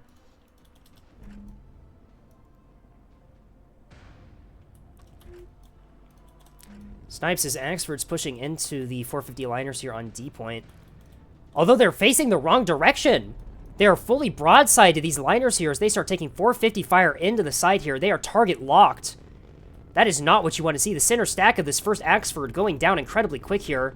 Top gun almost getting knocked out here. Yeah, that gun is not going to be online for much longer as this Axford takes massive damage by pushing out like that. The other one's starting to return fire into the liners here. Although one of Firestorm's liners is not facing in the right direction at all, as it tries to yaw downward to get the 450s to bear.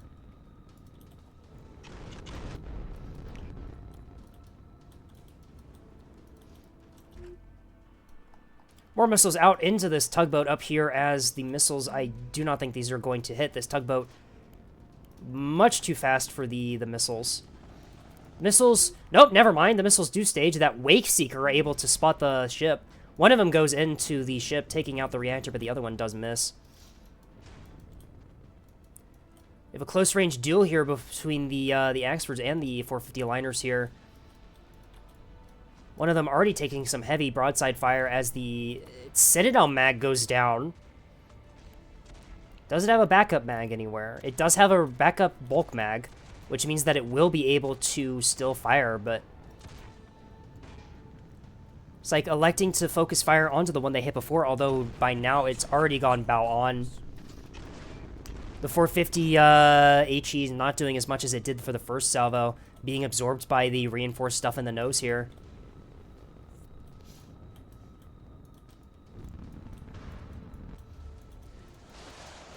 Pure Act HEKP goes down the nose of the first liner here. Hunter getting a successful salvo on this thing, isn't it? Its front side is completely removed. This liner, easy pickings for the Axfords now. The missile support coming in clutch here.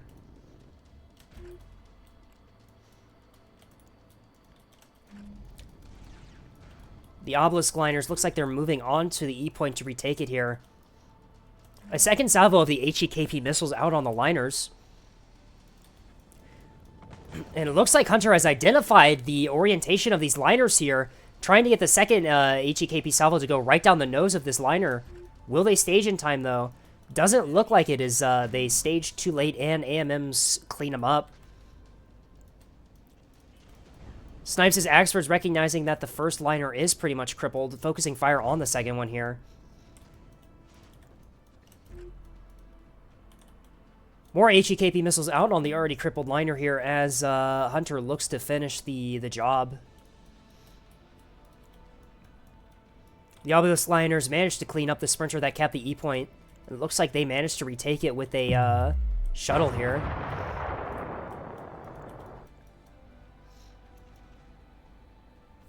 Rail support coming in to support these Axfors in the attempt to retake D point here. Dagger being resecured. These ships now combat ineffective. The magazines get knocked out on the still functioning liner here, as the AGKP salvo misses again.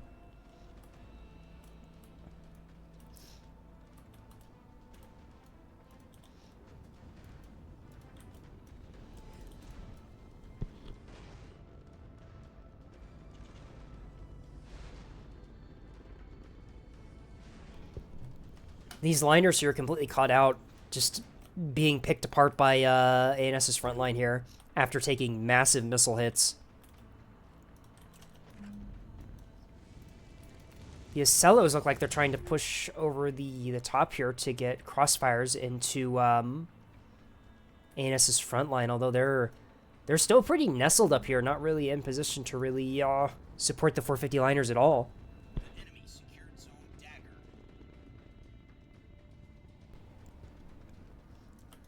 Xenophon's cap fleet completely bled of assets.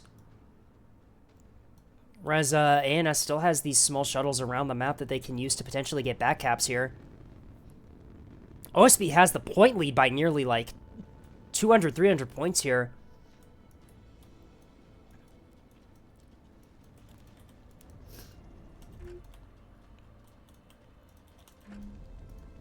The Acellos find the rail keystones. Target lock, that's 450 HE going into them. Keystones looking like they're trying to pivot to stop this this shuttle from going onto the A point here. As Puppy's forced to stop the engagement onto the liners and try and shoot down this this shuttle. 3-cap means Shrimp Fried Rice wins in 9 minutes on current caps. Yeah. If Shrimp Fried Rice can hold this for like 9 more minutes, this is a victory for him. As one of these keystones is already crippled. No restores. Its drive is down.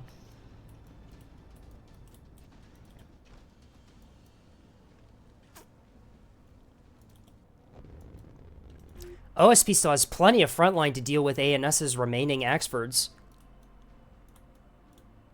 As both B, C, and E are like completely secured by OSP here. ANS has no assets in the area to really cap any of those points.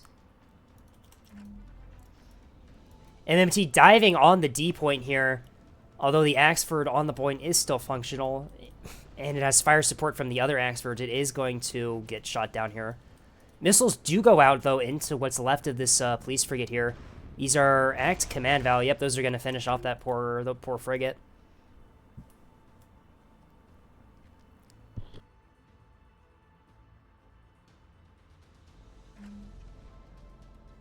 This shuttle, surprisingly, is still somehow alive. Up there, finally goes down.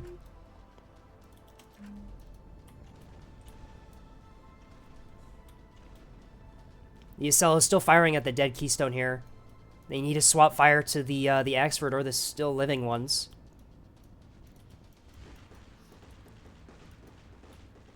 Obelisk liners look like they are moving under the map to push the D point here. This Axford is not going to be enough to fight all 3 of those liners, considering how healthy they all still are. They've taken very minimal damage. And they have plasma to take out the armor of the Axford. The Axford is spotted. Will these liners swap fire to the Axford? Looks like the plasma turrets... Doesn't look like they're swapping fire just yet. Nope, there goes the plasma turrets. They are swapping fire to this Axford here, which has pushed out into the open here against these liners. The liners already in plasma range. This Axford's probably just going to get caught out here and just torn apart by these liners. If this Axford goes down, D point is just entirely open to OSP here just to retake. Yeah, it's plasma already going in there. Looks like that's already an HEHC salvo into this Axford here. Yeah. Center stat goes down. Top turret knocked out. Nearly. There it goes. Yeah, this Axford is not going to survive long against those liners. The other 2 Axfords electing to push the C point here, perhaps realizing that the 2 Acellos are the weakest link in OSP's front line. Although by pushing up here, they are going to leave the D point completely open for those liners to just take.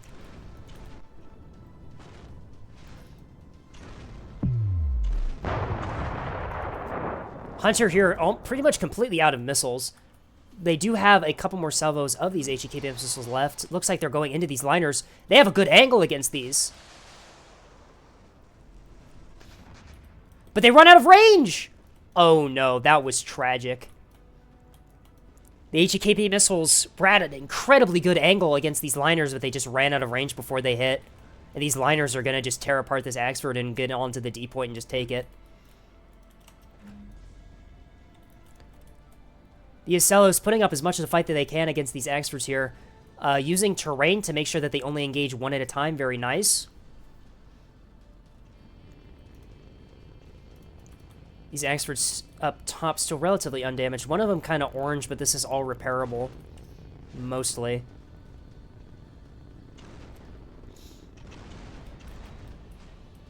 I don't think that ANS can take the points quick enough to secure the victory here. I think that OSP's going to win this. Yeah, the liners are just free to move on to the D point here. Another HEKP salvo out from Hunter here. These are going for the Acellos up top.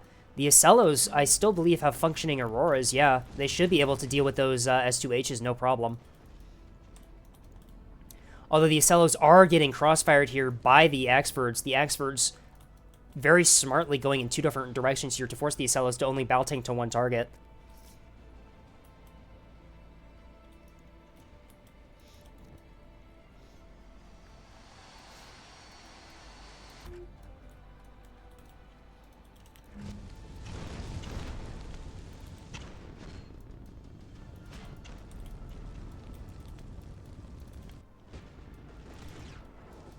The Axford K killed on D point is these liners. Yeah, these liners are just free to move on to the D point and take it.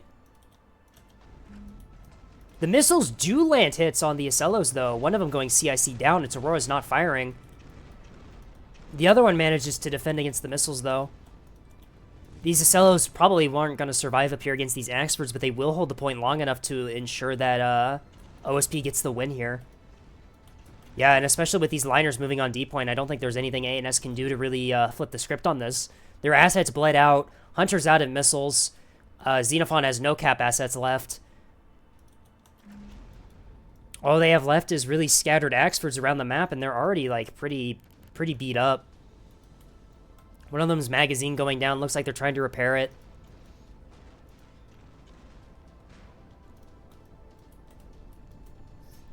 As yeah, these Accellers are going to stay alive long enough on the C-cap to make sure that ANS doesn't get it.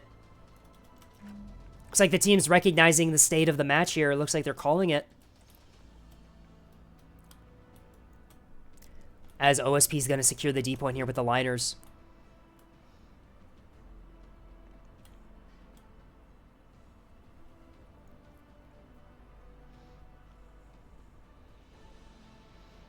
Yeah, that's a surrender from the remaining players on ANS is, yeah.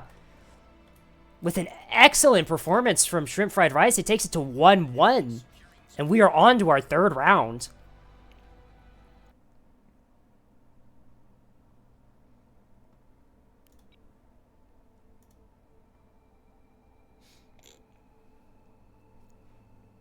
Well, would you like to give us a rundown of round two? What do you think of it? I think Hunter missed a lot more missiles than I think they were expecting to. The tugboats proved way too fast for those S2s to track. There were a lot of missed salvos, although Hunter did do pretty good. They landed a lot of good hits when they needed to, especially with the HEKP missiles on the liners and Acellos. But I think that their inability to really land reliable hits on the various light assets that OSP had was... I think that was the deciding factor. Because you could tell, based on the missiles that they had and what they were going through, that that was their tactic there. They wanted to take out the sprinters and tugboats. Not sprinters, shuttles and tugboats. But I don't think they got enough of them. And meanwhile, OSP was able to pick off every one of ANS's cap assets, and yeah, that was it. ANS's front line was just not really close enough, I think, to the cap points to really deny them for most of the match. Yeah, that was an excellent performance from Shrimp Fried Rice there.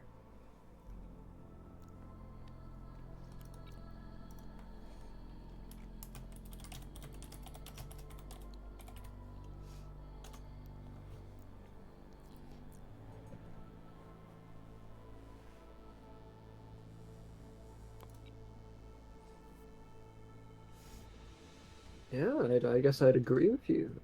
A little bit, maybe, or a lot. Not sure yet. But let's move on to the third round, and we'll see who's going to win this. We're now Yeah. at 1-1, Sudden and whoever death. wins this will win. Or if it's a draw, then we're going to go to round 4, of course. I don't know if my voice can last long enough for a round 4, if I'm being honest. Someone please I'm win gonna this. shove you into a box. You're gonna keep casting until I'm satisfied, okay? That's how this works.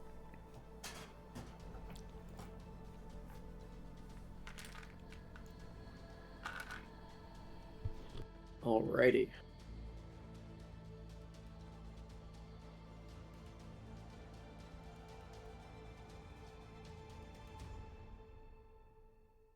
I wonder what we're gonna see from the teams. I think ANS is the weaker faction for shrimp fried rice. We saw that Based on their last round they performance, yeah. struggled, and I We'll don't think see. the missile play that they were using, I don't think was very effective. Yeah, no, At least the setup for it. Limos, yeah, no, Limos just had too much defense against the missiles and they just did nothing. Taking the match to a 3v4.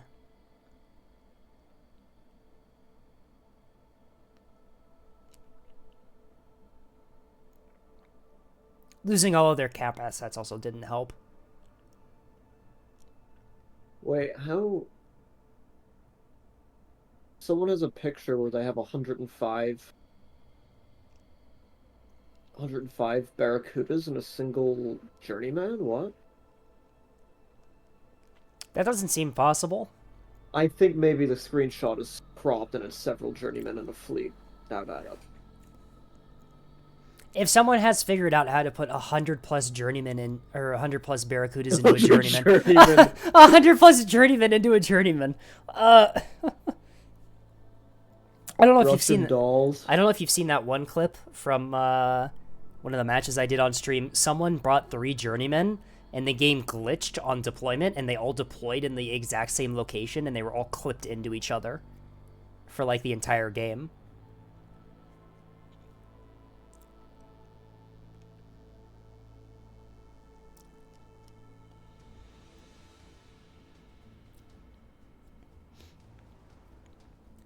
Yeah, we put the journeyman in the journeyman. It looks like I'm not gonna push forward.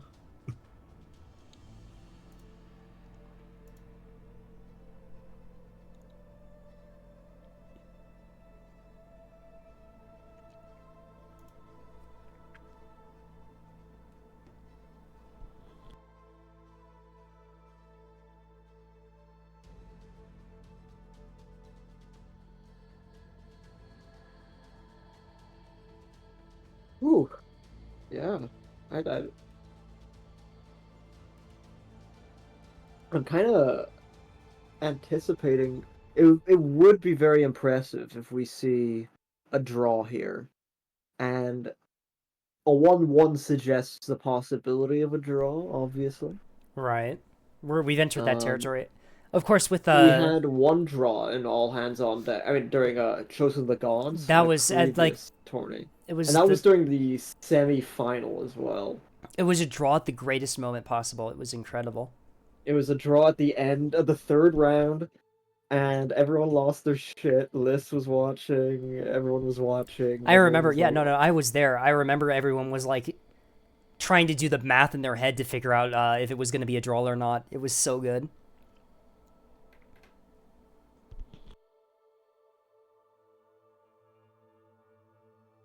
Brutal. Anyway, oh,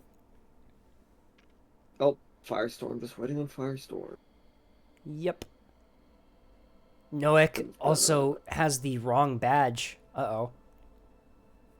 Oh well, that's their issue. I'm not gonna correct them. They're throwing. Look at that. Horrible. How close does this have to be a draw? It is a draw if both teams hit 1,000 victory points at the same time. Which surprisingly happens.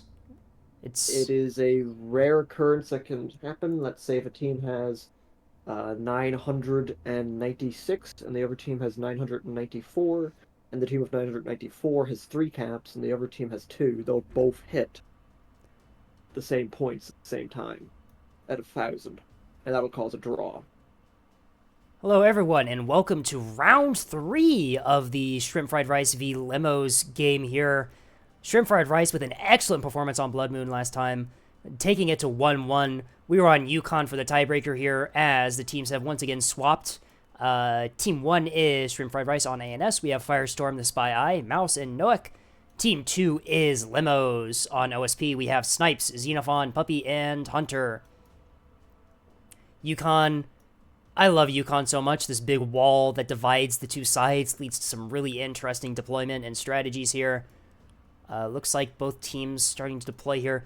ANS deploying very heavily on, looks like Seaside here and also mid-A, potentially. OSP surprisingly deploying pretty low on Yukon. Normally you see them deploy high and go C, but it looks like we have a lot of things here looking to go for A. Various, I'm assuming, smaller assets on each side going on the BD side here for cap plays. But yeah, most are deployed already. Yeah, here we go. Round 3, the tiebreaker. It looks like we have, is this a triple voxel fleet? Looks like it. I believe this is, no, it's not Noix. We'll go through the fleets in just a moment here. Oh, yep, it is a triple voxel fleet brought by Firestorm here. 3 gun voxels here with VLS-2 on the back of one of them, two of them, and a comms jammer on the third. They are running standard drive, just the FM500, regular reactor. I'm seeing, Spyglass on one of them. That is a Parallax on that one, and a Frontline on the last one. Alright, so they're all slightly different here. Mouse has the 450 Expert here with an S3 backpack. Let's see what we have here. Bunch of S3Hs, all called Ocello removers, and 6 torpedoes. Alright. Looks like they are not happy with what happened last match, or the first match on Bulwark, with the Ocellos destroying most of the missiles. Noek has... Is this a double pit boss? Oh my god, this is a double pit boss. Look at this. 2 pit bosses from Noek as, looks like they're bringing the cap fleet here. 2 pit bosses and 3 cringe cappers, I think? Yeah, 3 empty cap sprinters. 2 pit bosses for cap denial. Very interesting. Firestorm realizing that they forgot, or not Firestorm, Noek forgetting that they forgot to swap their badge to the team colors. Very unfortunate.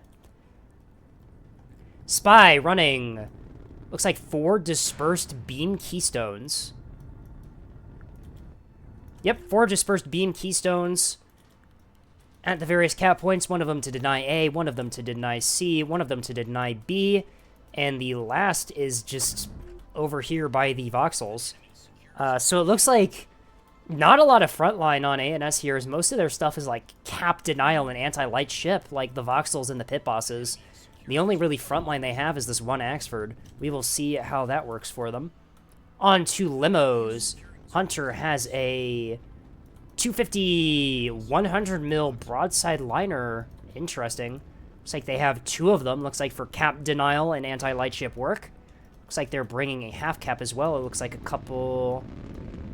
Not MMTs. These are more these, like, gun tug things that we saw in the first rounds. Very interesting design.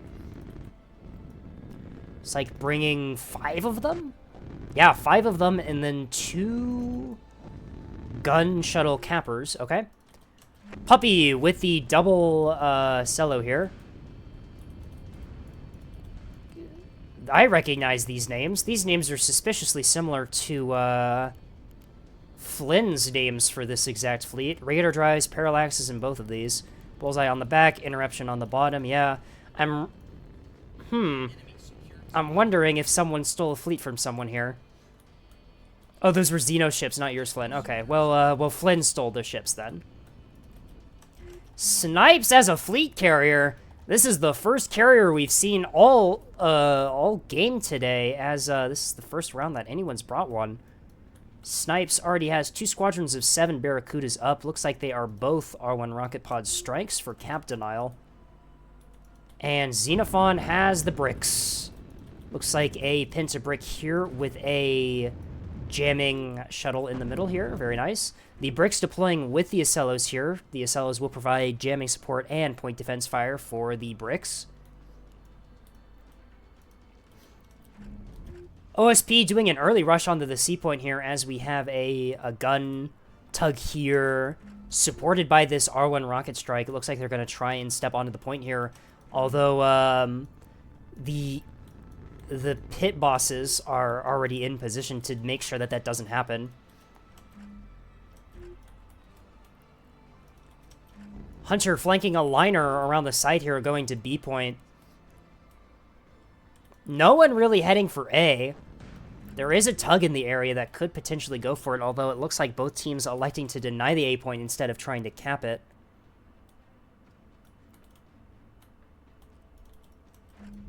Shots out as the Vox will start firing on a decoy here. LIMOS probably fully identifying that ANS has a triple voxel fleet by the amount of RPF going downrange into the decoy. Although it is a line ship decoy and ANS is firing RPF, so perhaps they know that it's a decoy and are trying to get rid of it. I do not think RPF... Is RPF still bugged against decoys? Container decoys? Not entirely sure. I thought I heard someone say that RPF didn't really work against container decoys. Flanker squadron here looks like it's trying to get around. It finds the beamstone here. Flak coming out from the beamstone here as Flanker Squadron flies into the point defense range of this keystone. That flak is going to chew up these Barracudas if they're not careful. R1 rockets out. These will hit, although they will not do enough damage to take out this keystone here. The only thing they can do is red components here. Flanker Squadron losing a couple of craft here as they do their strike at very close range. Looks like they are hard burning to get out of there. Cheetah Squadron finds the capper on the B point here. Looks like they went all the way around the map to do this strike. R1 strikes against sprinters will kill the sprinters, especially if they are so skeletal like this one. RPF fire from the pit boss attempting to save it, but unfortunately that strike will go through as this cringe capper... Yep, that cringe capper goes down there, losing the CIC. Hunter has found the pit boss, firing 250 AP into it. Although if this pit boss manages to bow tank to this liner, I do not think this liner has enough to deal with the 250 firepower that this pit boss has. Axford armor is quite impressive against 250 fire. Cheetah looks like it held a lot of their rockets. Tries to get a strike on this other keystone here. Unfortunately, the flak is too much as Cheetah's squadron strike is intercepted. Squadron of 14, these aren't even anti-craft. A squadron of 14 Barracudas here, coming over the top here at C. These are armed exclusively with 35mm guns, flechette, and jam pods. Not entirely sure what the strat is here. There are a lot of them, though. An identical squadron loaded out with KBU-22s has deployed as well from the carrier. These are KBU rockets, though. Hang on. Looks like, yeah, that's a lot of rockets and a lot of 35 flechette being deployed here, potentially against either the pit boss or the keystones that have been identified previously by other strikes. RPF and SDM's very effective against this strike here, as a lot of them get shot down. The Voxels have found the bulk of OSP's frontline, and they are not happy. Voxels do not like this fight here, as it looks like they're trying to dive behind cover here before they get picked apart. One of the Voxels already losing its magazine and taking massive damage as they try to get behind the rock to avoid getting annihilated here by this Acello monitor ball.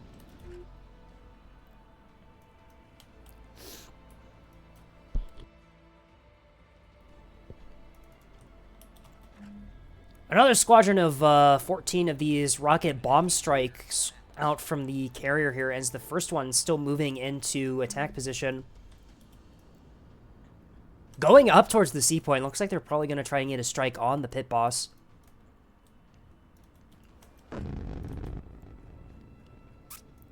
Pit boss on B point looks like it is backing up from the liner, perhaps not wanting to take the fight right now, or perhaps trying to bait the liner into a closer range engagement.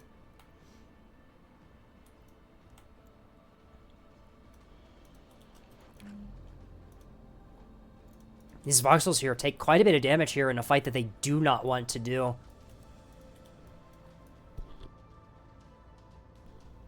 Oh, that being said, there's not a whole lot between them and the carrier here. The carrier is smartly electing to move upwards here into cover. Looks like these voxels are fairly open to move on to the E point here.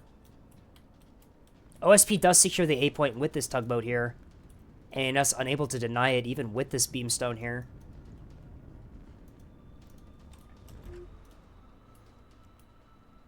Hello, Neko. It seems like your matches have finished out. Welcome, everyone. We are on round 3 of the Shrimp Fried Rice versus LIMOS game here on Yukon. Juggler Squadron just about to crest this rock. I'm assuming they're trying to go for this pit boss here. The pit boss looks like it's trying to get behind cover here. I do not know if Juggler Squadron has been detected yet.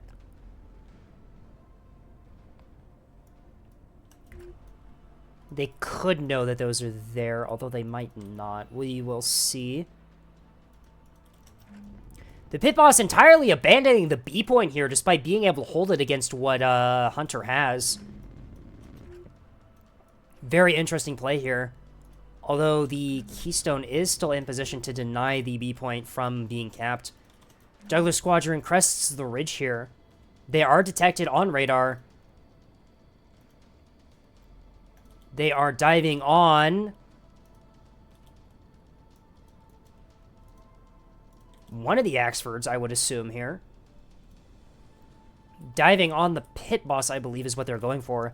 This pit boss has very minimal point defense. If these ships get their bombs out, there's not a whole lot to shoot down those bombs. RPF coming out to try and suppress the strike, although I do not think it's going to be enough damage to really stop the strike. Yeah, as the strike goes in, they are in combat mode. The R1 rockets are not going to do a lot of damage to this Axford, although those bombs will. This Axford needs to start maneuvering, or those bombs are just going to obliterate it. R1 rocket strike goes in, stripping the armor on one side, not really doing a whole lot of damage, but those bombs... But the squadron doesn't... Oh, nope, the squadron is going in for the bombs. I see it. SDM's out to try and deny the bombs, although the bombs are already out. Pit boss takes a couple bomb hits. 3 restores, can change DC with the large. Yeah, the pit boss is still in the fight, although it takes quite a bit of damage. Highball Squadron, the other R1 KBU strike, is just kind of loitering at the center of the map here, perhaps waiting for a target to present itself.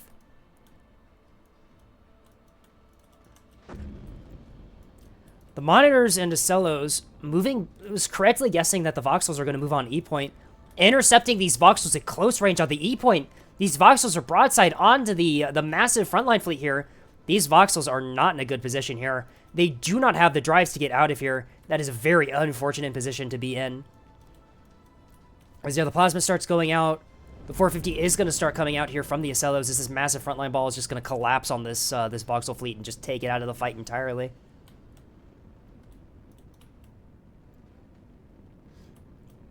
Unfortunate here. Very, very excellent anticipation from LIMOS here, anticipating that these voxels would go to the E point, intercepting them before they get there. B point still in the hands of ANS, as looks like Hunter is not electing to try and move on to it yet. RPF fire from the pit boss, trying to take out this halberd that's spotting it. As yeah, you can already see these voxels are going to fold incredibly quickly.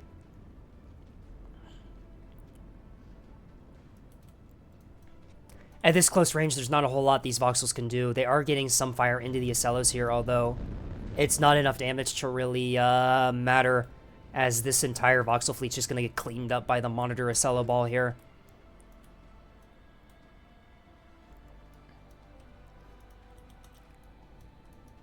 Two more R1 bomb strikes out from the carrier here. Claw Squadron and Ruby Squadron are heading towards the C point. It looks like they're probably going to try and finish up the pit boss here and allow... Yeah, Hunter's already moving his gun tug onto the point here. We're going to try and take it for OSP here.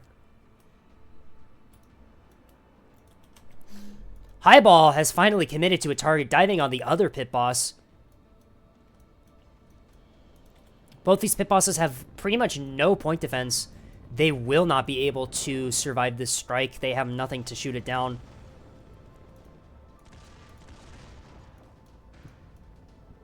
Trading fire with this liner here, although all the liner has to do is wait until Highball Squadron gets its strike off, and then it can just pick it off once it's crippled. A point is being secured by ANS here as they move a cringe capper onto the point here. Oh, that being said, C point is going into the hands of OSP here, so they will maintain their 3 cap.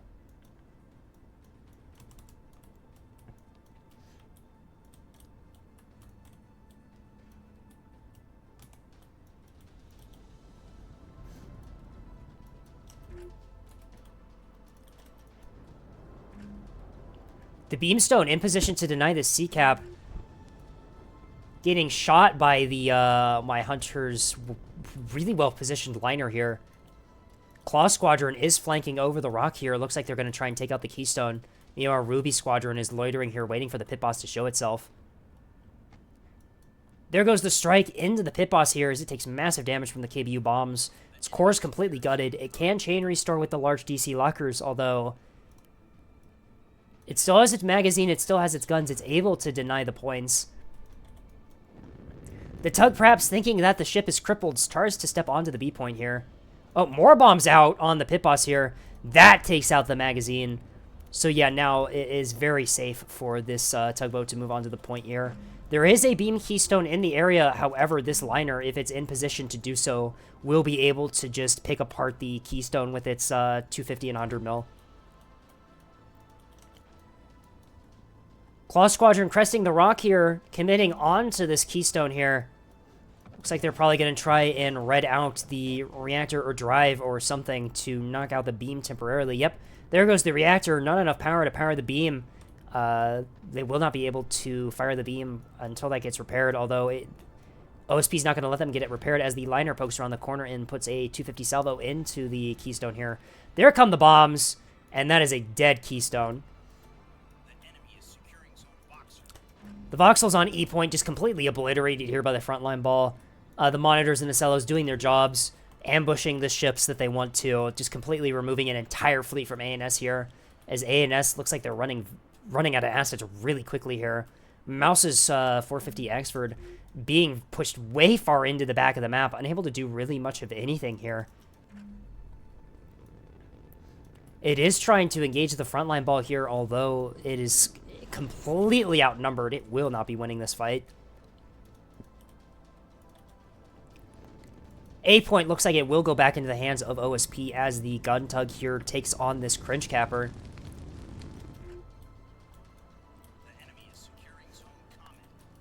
C being resecured by ANS, although those bombs might ensure... Yep, those bombs completely kill this pit boss here, as that's one pit boss down as C is secured for OSP. OSP also takes the B point here, the liner doing exactly what I said it would, making sure that this beam keystone does not kill the ship capping the point, as this liner will be able to just finish off this keystone here. This pit boss still completely gutted, not restoring the magazine or anything. This Axford will not be able to contest with that liner.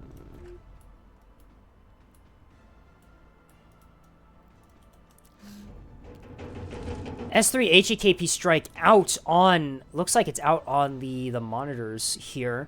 Ruby Squadron completely obliterating the frigate escort for this Axford here. And it does get hits into the Axford, too, as the bottom side of the Axford is completely missing. Reinforced mag, gun, large DC lockers. Yeah, this Axford is really injured now. Snipes' fleet carrier just able to just neuter priority targets. And the Acellos clean up the S3Hs very nicely, defending the Axfords from strikes. Claw Squadron gets another rocket strike into this, another Keystone here, reading out the reactor, making sure that that beam does not have the power it needs to come back online, as Hunter's liner making sure that this Keystone does not get back into the fight.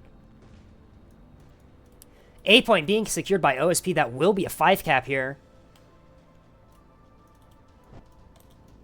As OSP's front line is just free to push. ANS does not have the front line. It needs to stop this. Both pit bosses are pretty crippled. Their one frontline Axford is already just pretty much mission killed here. The various scattered beamstones are in really rough shape. Look at C point. Oh. One of the pit bosses detonating on a full squadron of 14 Barracudas, completely obliterating all of them. That squadron is not making it back home to the carrier at all. Although at this point, I think that's probably too little too late. As, yeah, this poor Axford here drives down. Its bottom side just completely gutted. This Axford is not going to be in the fight much longer. Containers out on this this sprinter here. Act Hodge, completely seduced by the chaff. They do not hit, although the sprinter will not survive much longer. The Axford has managed to rebuild its magazine and its guns, and is, I'm assuming, trying to trade fire with the liner here. Although, no, I think its radar panels are all gone. Yeah, the radar panels on this pit boss are just completely annihilated. They do not see this the liner at all.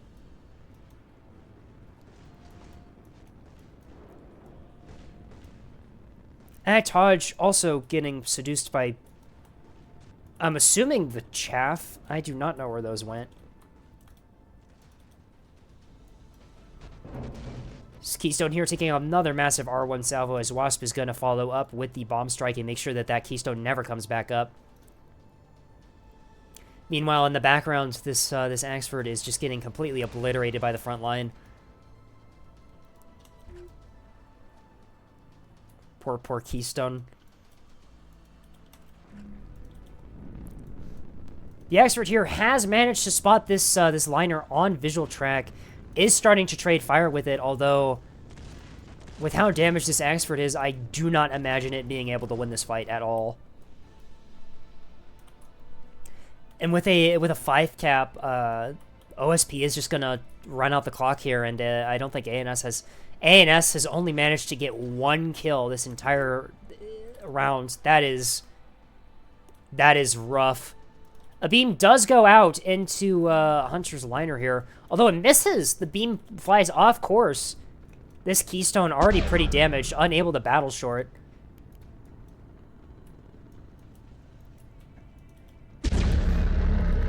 Beam does go into the drive section of this this liner here. Grays out the Chi 9100, the long haul, but the Sundrive stays up somehow. Very, very interesting. Frontline, though, is right on top of this Keystone here, and yeah, the frontline is just going to finish off this Keystone here as it finishes off this Axford. The Axford is just an aux steering and a drive left. Yeah, that Axford is not living much longer. Night Squadron, which a bunch of KBU bombs, is en route to this Axford, looking probably to finish it off. And yeah, there come the surrenders from ANS here as LIMOS wins the game. They move on 2-1, as unfortunately Shrimp Fried Rice gets knocked out of the tournament here.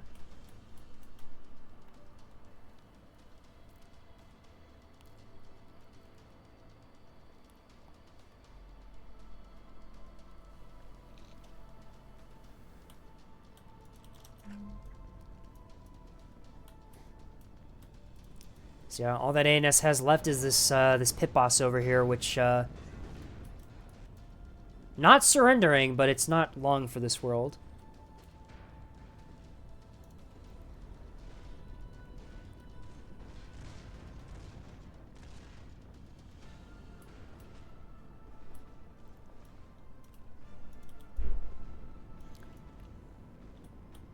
The enemy secured zone Eclipse.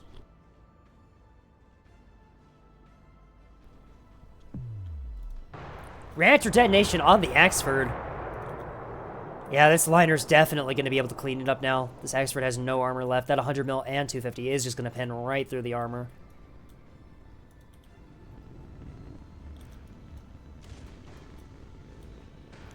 This pit boss, nothing really but a CIC, a magazine, and some guns.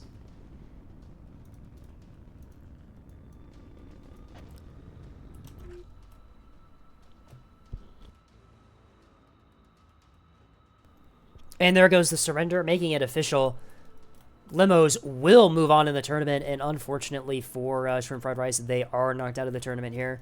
Although they did have an impressive performance all 3 games. And yeah, we are already in the event stage, so we will wait for the teams to find their way here for the post-match discussion.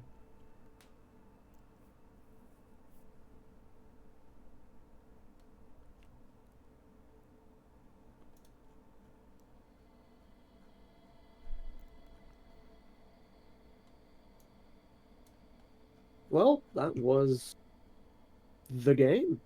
The Indeed video it game, it was. was played, and all that good stuff. We'll get all the players up here. They can give their thoughts. Let's see.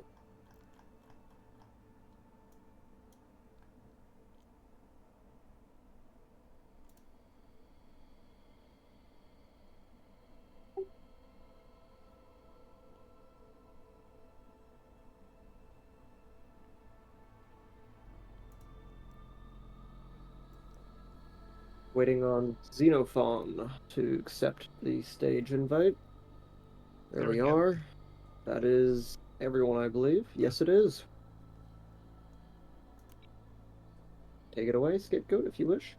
Yeah, 3 matches, 3 rounds. Very, very good. Congratulations to Limos for their impressive performance, moving on in the tournament. Yeah, as we can start with the first match, talk about what happened. Who had the Acellos, the first match again on Bulwark? I think that was Snipes had the Plasma one, and yeah, you had the other one. Very excellent positioning with those Acellos there. They just completely denied ANS's missile fleet that first round there with the hard kill and soft kill combo there. Very, very nice.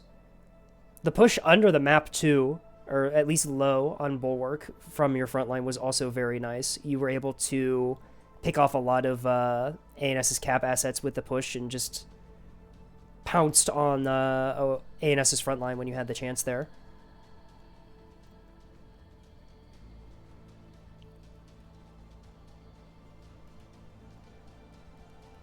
No one wants to add anything. Wow. Okay. I was expecting any of the players. I can't. To You guys. there. You guys are. None of them want to I talk. was expecting like questions or something. Yeah, You know, but yeah. Can you repeat the question?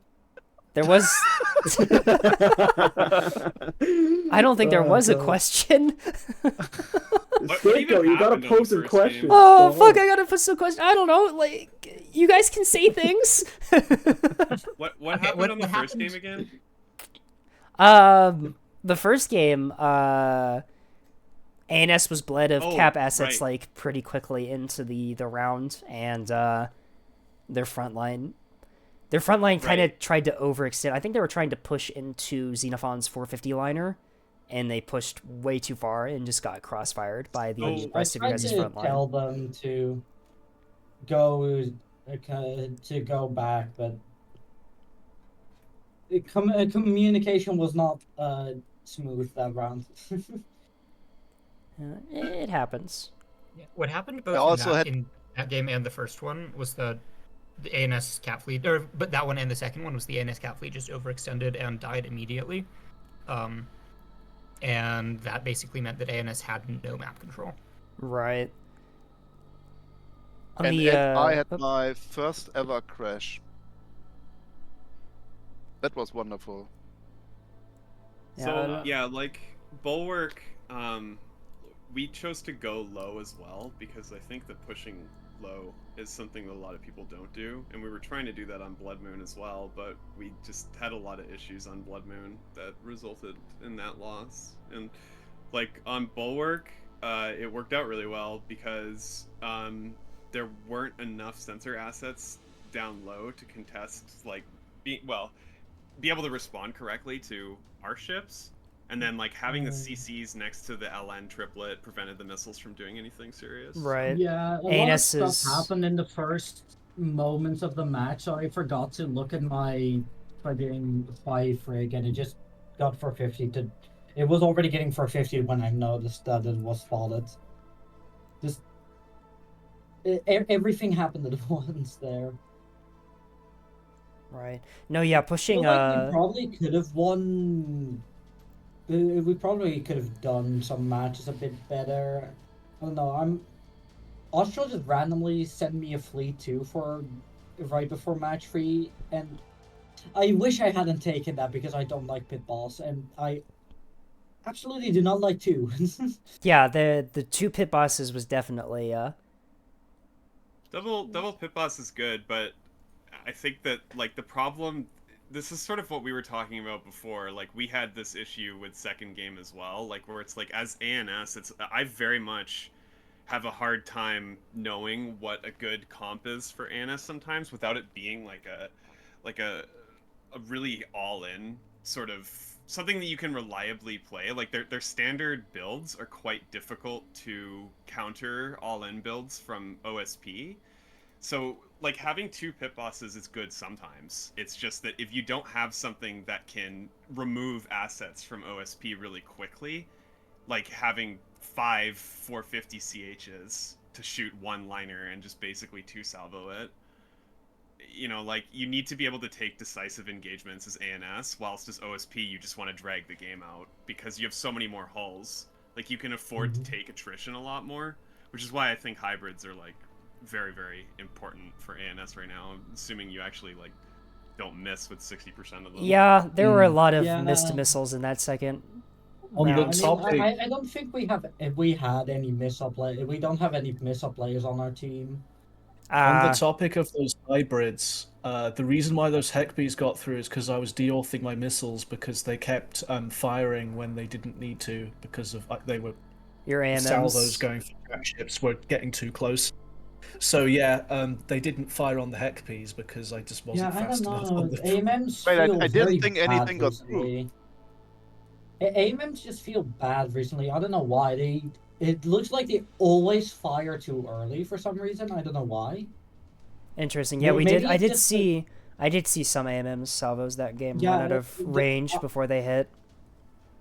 Yeah, I've been running point and then just automatic firing AMMs via Z Prio because otherwise they just waste all of them. It does come with the issue of me firing way too many AMMs at times because the PD controller also tries to fire them. Right.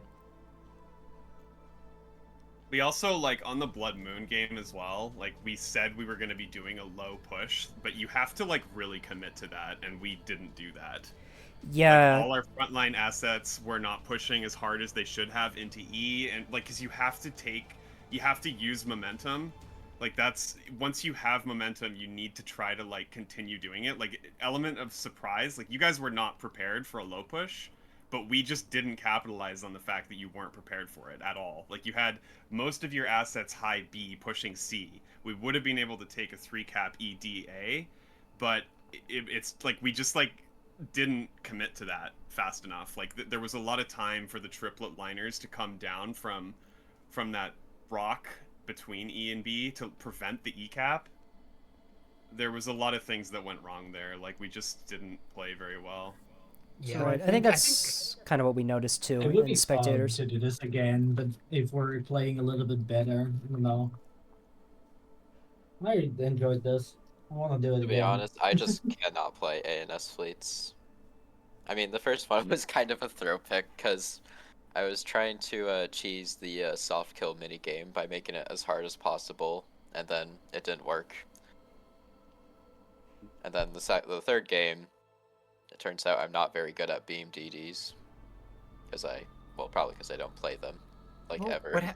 What happened on that match with your beam DDs was mostly that we had sensors on them, they didn't have sensors on us. Yeah. And so, right, you Yeah. didn't have any sensor coverage. Beam DDs need sensor coverage. If you don't have sensor coverage, beam DDs lose.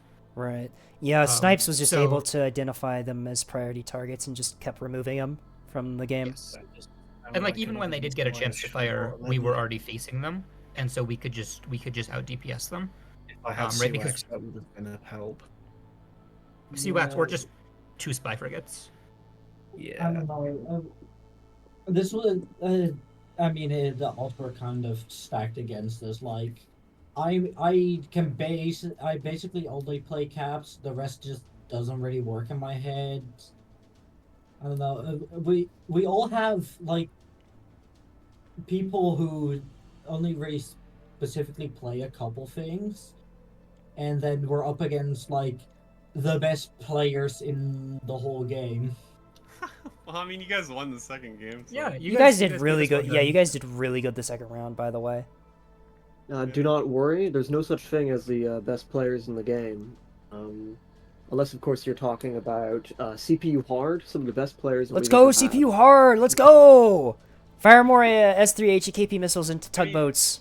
It is worth saying that, like, skill in this game is largely about which team makes the least mistakes, more so than it is anything else. Because, like, you can do some things really well, but if you're, like, consistently making mistakes as a team altogether as well, like, you're gonna lose a game a lot easier in that respect. Like like skill is a weird metric for this game. I don't know. It's just like you can have really good players and then they can fuck up and then it's like they just lose. So it's also a team game, and if they don't play well together, then that's another big part of it. If teammates are not able to actually synergize well with each other, then I mean, they're gonna lose. Like, Mouse is our substitute, but Mouse has played way more than Firestorm. Like, I don't know, I've scrimmed with Firestorm once, I believe. Is that correct? Yeah. Yeah, I think, but our biggest mistake was picking things we were not familiar with and not bringing the right counter to OSP, because I think OSP has an asymmetric advantage over ANS. I think they can just pick a strategy and roll with it, and ANS has to bring the right counter or basically die. First match we brought like fleets we're decently familiar with, but we just didn't play very well and got outplayed. The second match we all brought fleets we liked, and we won. And then the third fleet, like, Oshel shoved double pit balls in. Why did you listen to him? I don't know. Yeah, the double. I don't think there was a cap fleet you could have brought there that would have won that. So yeah, double. This is kind of the problem. Like, this is what I was saying too. Like, with that cap fleet that I was playing, like, you need missiles to beat that. You cannot fight that with another cap fleet. I don't actually think it's possible, which is a bit annoying. But like, I don't know. Like, it's May two I see liners. the cap fleet? Yeah, I posted it around here before, but it's kind of fucked actually. Like, just how much meat you have. It's not even got very high DPS, but it's like it just dies really slow. Every single ship is really tanky. Yeah. In the second match, were my tugs doing anything at all? I don't know. Like, the tugs at A, I felt like A was a bit too open for them, and then, like, they were getting slowly murdered by the missiles because I couldn't pay attention to everything. I posted it in event stage. I mean, I missed a fuckload of missiles on your tugs. Like, there were so many strikes that I fired at them that just didn't hit. I can't really speak for Xenophon's cat fleet, but it did look like he won that fight, generally speaking, anyways. So, I mean, tugs are just, like the value is crazy. Like they die pretty slowly. You can get them really cheap. C30s are also like they're one of the weapons that don't really require any buffing modules to just be good. So same with T20, but C30s, like you look at the stats on a C30 and it's like higher fire rate, better mount efficiency, higher HP. It's just like all around probably one of the best weapons Oh in the yeah, game. it has double the fire rate of a Of two T20s. T20. Yeah. All right. Well, anyway, thanks It's for two playing, y'all. T20s I'm for out of 10 here. points See ya. better. Yes, yes. I'd like to finish this up here. I'd like to thank all of you for taking the time out of your schedules to play in the tournament. Congratulations again to Limos for getting on to the next round. We'll be seeing them next week. And commiserations to Shrimp Fried Rice. I hope to see you guys maybe in future tournaments. We'll see. When is the next tournament, yeah? PayPal me $20 and you'll find out. That sounds like a good deal. Also, can we buy Yeah. plushies?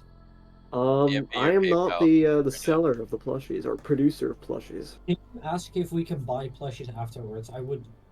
I'll think about it. Alrighty. Take care, y'all. Stay safe and avoid hard narcotics. Bye. Bye-bye, everyone. Bye. Indeed. Bye.